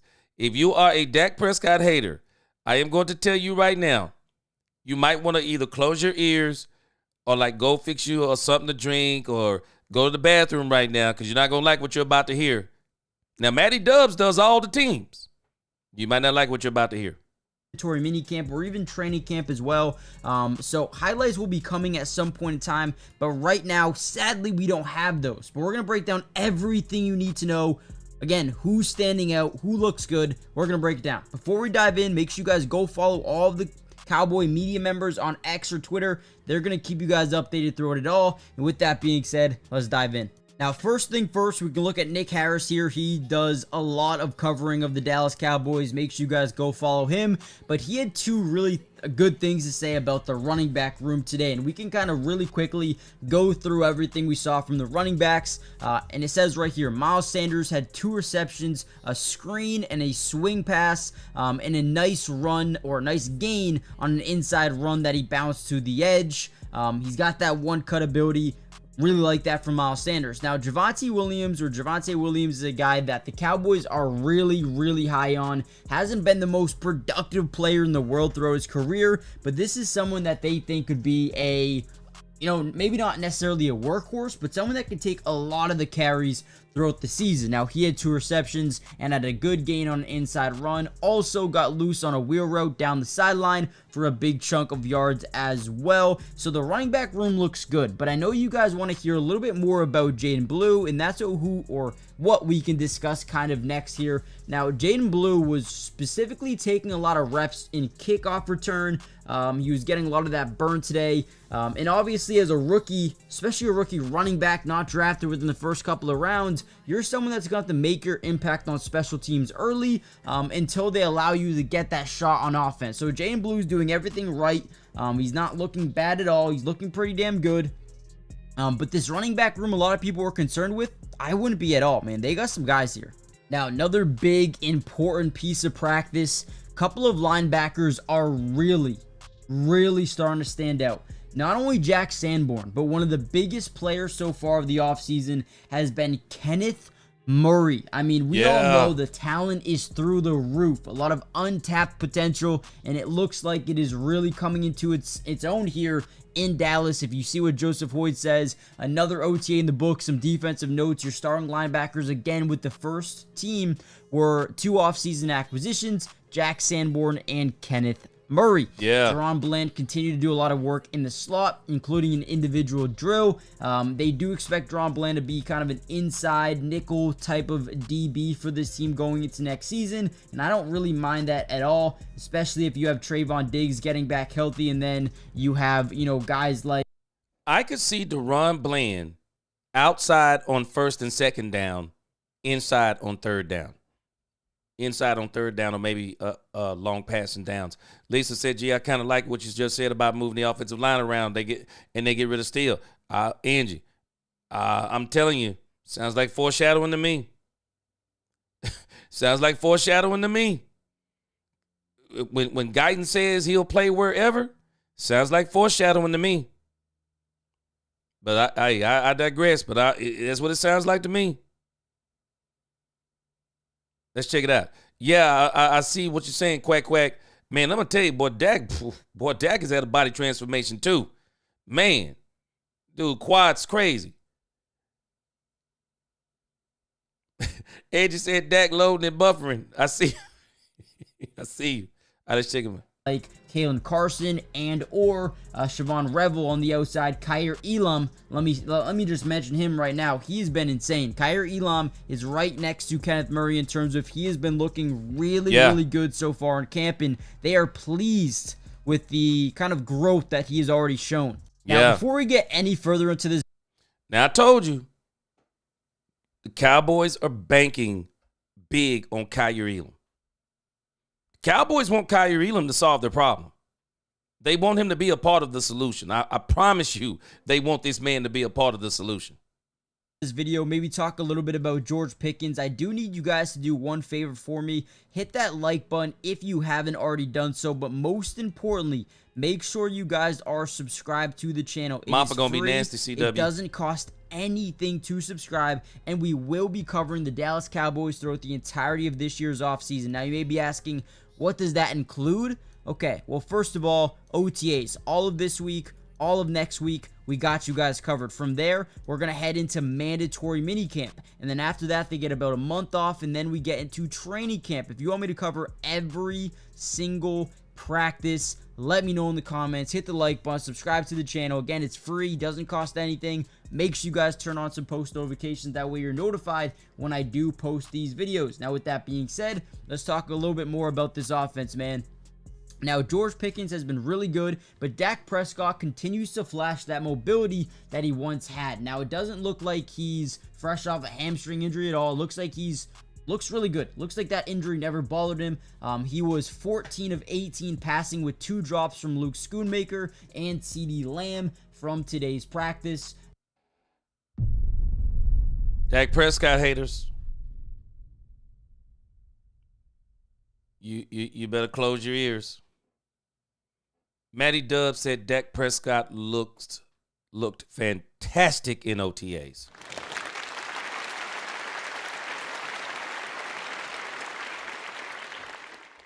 I appreciate Matty Dub saying this because there are not a lot of people talking about, because I believe people want to cover the negative.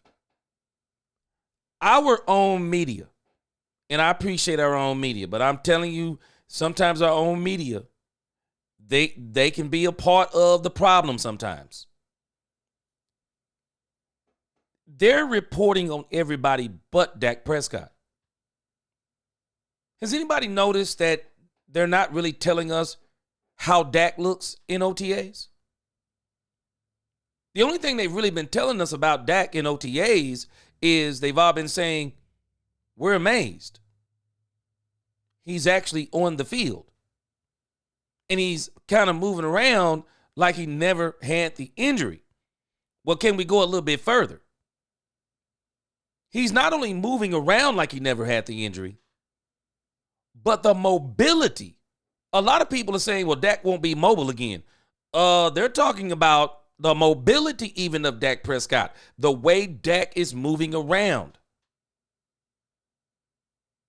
Even the mobility is there. This dude, think about this. 14 of 18, 2 drops by Schoonmaker, and another drop by CeeDee Lamb. 17 of 18. Now, I know it's OTAs, but nevertheless, Dak is balling. People do not realize where this dude, I'm telling you, Dak Prescott is getting ready. I said it and I'm going to say it again. We are about to see 3 of the best years of Dak Prescott. I don't think 2023 was nothing. Dak Prescott is going to surpass 2023. And where he may not surpass it in yards and touchdowns and all those things, but the elite level of football he's going to play. You watch what I tell you. Better scheme, better weapons, better defense. You watch what happens with Dak Prescott over the next 2 to 3 years. Dak stays healthy, you watch what I tell you. There will be a Super Bowl in Dallas within the next 3 years if this team continues on this trajectory that they're on.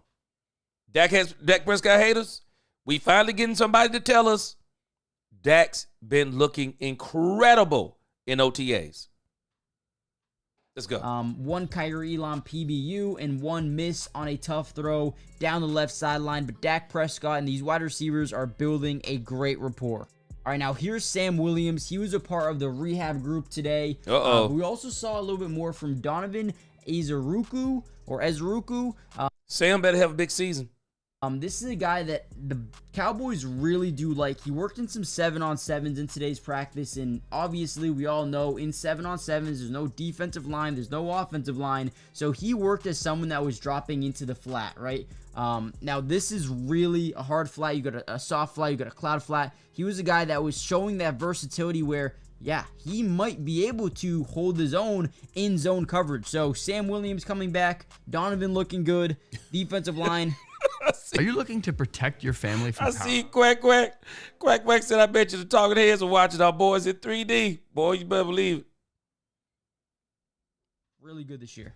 Overall, great practice. You see here, Tommy Yarish had some things to talk about. Deron Bland spent the majority of his time in the slot during 11-on-11s and 7-on-7 period, where he lined up outside. Both Kamon Hall and Juanya Thomas saw reps there as well. Shamar James was absent from practice along with Michael Parsons as expected. With the linebacker core, Kyrie Elam had another PBU, this time in the middle of the field against Dak Prescott. There was a heavy rotation across the board with the first team defensive tackles and edges with Dante Fowler, Marshawn Nealon, Peyton Turner, Donovan E., we're going to call him, all got time at defensive end. Rookie Jay Toya took a couple of reps with the first team unit at defensive tackle. But overall, this football team is getting better. They're working extremely hard, and I am excited. Okay, y'all call me crazy, but when Matty Dubs kept saying PBU, I had to keep, I don't know if anybody else is like me, but Matty Dubs kept saying PBU, and I'm like, what in the world is a PBU? Well, a PBU is a pass breakup. A PBU, in case y'all didn't know it, and some of y'all probably laughing at me for saying it, but I didn't know what a PBU was. A PBU is a pass breakup. Okay, so it wasn't an interception, it's a pass breakup. Hey, you're right. If Dak throws an interception, they will talk about it. They looking for stuff. Katharina Kiss in the crib, what's going on? Good to see you. Albert Sykes, what's up? He said good content. Appreciate you. God bless you. Troy Dudley, he said Hunter and Moffitt and 3 up front will get the inside running game going. I do too. I call it the Troy Dudley, I call it the triangle. I call it the triangle and the diamond. The triangle is Cooper BB, Tyler Booker, and Tyler Smith. The triangle is and the diamond is Dak Prescott added into that. But yeah, it's looking pretty good. Drew 912 says all players look good in OTA. Don't believe you. Nope, all players don't look good in OTA. They do not. I appreciate what you're saying, Drew 912, but if you've played football, you know that ain't true. I can tell you, no, that is unequivocally not true. All players do not look good in OTAs. They do not. And the reason why you're at the thing that you can gather from OTAs, Drew 912, I know you should know this. But what you can gather from OTAs is that you're looking at the accuracy of, if you're talking about a quarterback, you still want to see what his accuracy is. You want to see what his accuracy is. You want to see where his ball placement is. You even want to see, if you're talking about Dak Prescott, you want to see how he's moving. You want to know how Dak Prescott is moving. And by all accounts, Dak Prescott looks fantastic. But it's funny to me, when everyone says somebody else looks good at OTAs, no one cares. Dak Prescott looked good at OTAs. Here we are again. Oh, everybody looks good. And that is not a true statement. Everybody does not look good in OTAs. They do not look good. Angie says, have you been watching Diggs' YouTube channel? Yeah, I talked about it in the video, and I'm going to go back and do another video on it. This dude, Diggs, is on a mission, Angie. He is on a mission as it applies to the Dallas Cowboys. He is trying to prove when Jerry and Steven put him on Front Street about his rehab, he is out to prove. He is out to prove the Cowboys wrong on his rehab from the last time. And again, Jason Barnes, appreciate you. Yeah, it's OTAs. So you want him to look bad? Jason Barnes, let me show you how I know what I'm talking about. I can't remember if it was last year or the year before. They were talking about Dak Prescott at OTAs. Nobody was saying it's OTAs then. Nobody was saying it was just OTAs when Dak Prescott got picked off at OTAs. Nobody was saying that then. Oh, no, he's getting picked off at OTAs. Come on, man. We can't have it both ways. Can't have it both ways. We can't. And anybody who knows this game, OTAs matter, especially for the skill positions. Matters. It does. And again, Jason Barnes. And again, where I'm talking, the point I'm talking from too, it's not just from the point of he looks good in OTAs. Jason Barnes, let's not forget, Dak Prescott just had his hamstring torn halfway off the bone, and most people believed he wouldn't even be here. Man, he out there doing everything, and everybody's been surprised. We gotta give him his credit, man. Lord Thomas, what's up? He said, gee, people don't realize how good this running back group could really be. Yeah. Lord Thomas, I think it's going to be good. I think it's going to be great. Especially once Phil Maffa and Jaden Blue really work themselves into being the 1-2 punch that I think this team needs. Aztec in the crib, what's going on? Jason said, I want to see Dak run in the season and get first downs when it's wide open. I think you will. I think you will, Jason, but I also think that they're going to make sure he's going to have to run a lot smarter. He's going to have to make sure, hey, man, you don't run unless it's absolutely there.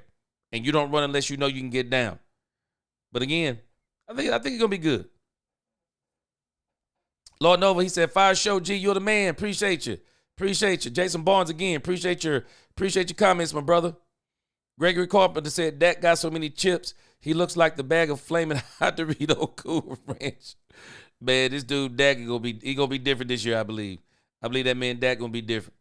But again, let's check him out. Excited about almost every single position group right now. You look at the wide receiver core with George Pickens and Jalen Tolbert and CeeDee Lamb, Kevontae Turpin behind him, and then they trade for Jonathan Mingo from last year. Maybe he gets a lot of burn this year. You still have Jalen Brooks and Paris Campbell that they brought in, right?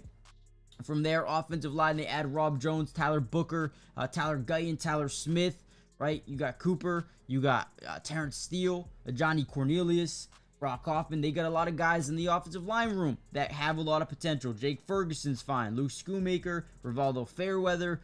Then you got Joe Milton, who you bring over in the offseason. He looks like he's really good. Learning a lot from Dak Prescott, Javonte, Jaden Blue, Miles Sanders, Phil Maffa.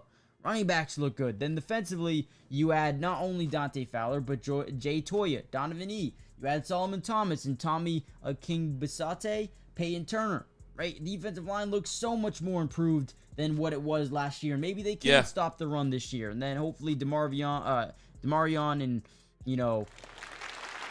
Trayvon Diggs can get healthy here very, very soon. But overall, got to be excited about this football team. They're putting in the work. They're getting better, and it's going to be a good year. Hit the like button, subscribe, join the family, and I'll see you in the next one. Peace. Yeah. Yep. Great job, Matty Dubs.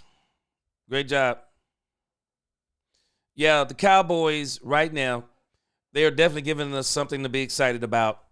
And I like what Coyote is saying because, again, even though it is OTAs, we really should be excited about this thing with Dak Prescott for OTAs because, again, the skill positions, you're really looking for certain things. You want to see, route running, how they're getting off the line with their routes. You want to see how they're catching. You want to see all those different things. And with Dak Prescott, Coyote, you hit it right on the head. What you're looking for with Dak Prescott is the movement. That's why these OTAs for Dak Prescott is a lot different than they would be in the past. Dak Prescott coming off that type of injury. Yeah, you're looking to see, okay, what's his movement what does his movement look like? How is he throwing the ball? Is he planting that foot, turning that hip when he throws the ball? What does he look like? Yeah, OTAs matter for Dak Prescott this season. And every day that Dak Prescott runs with the first, does everything he's supposed to do, it makes so much sense. It's encouraging because you're seeing, okay, we didn't even think he would be at this point. Here he is. Dak Prescott is at a point where most people didn't believe he was going to be. And we can't do nothing but be excited about that. And let's just continue to hope that Dak Prescott stays healthy. Yep. Let's go, Cowboys Nation. Hey, appreciate y'all today. Great chat. Appreciate the things you guys be talking about. Appreciate your commentary, staying involved with the chat. Yeah, C-Base. Diggs' documentary is a clear indication that he's fighting Jerry's skepticism. That's all it is of Get Back Healthy. Honestly, when I watched, I saw more Michael than I did Diggs. But even still, hey, man, I'm telling you, Trayvon Diggs, he putting that tape on not for just the Cowboys, everybody else, because, hey, I think Diggs is as good as gone. I really do. I think Diggs is as good as gone. Lisa Worley, I told him, cover your ears, Dak. Cover your ears and eyes, Dak haters. Cover your ears and eyes.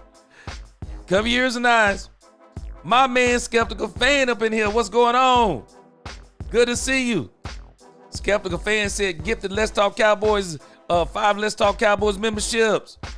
My man, Skeptical Fan, appreciate you. Skeptical Fans, I hope you become less and less skeptical.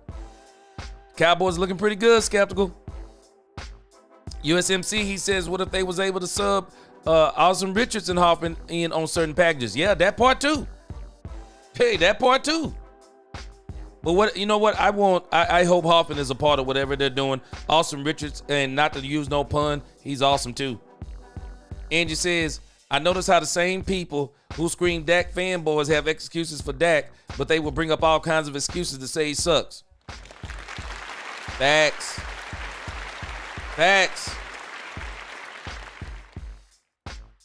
My man Mike McCarthy, appreciate that $2 super chat. He said, great show again. Be safe. God bless. Yeah, I appreciate everybody. I got to get off here. For all you late night folks, y'all get ready. We're going to do Cowboys After Dark tonight. Y'all be ready. Neo, what's going on? I should be back tonight around midnight. Neo says, I feel the Cowboys are going to be better than a lot of people think this year. No doubt about it. Ice Cold Cowboy. Again, I appreciate all of you. I'll see you tonight at midnight if you're a night owl.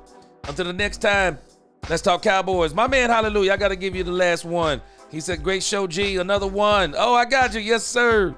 Hold on. Skeptical Fan. Appreciate that super chat. Director's chair with the words on set. Yes, sir. Appreciate you.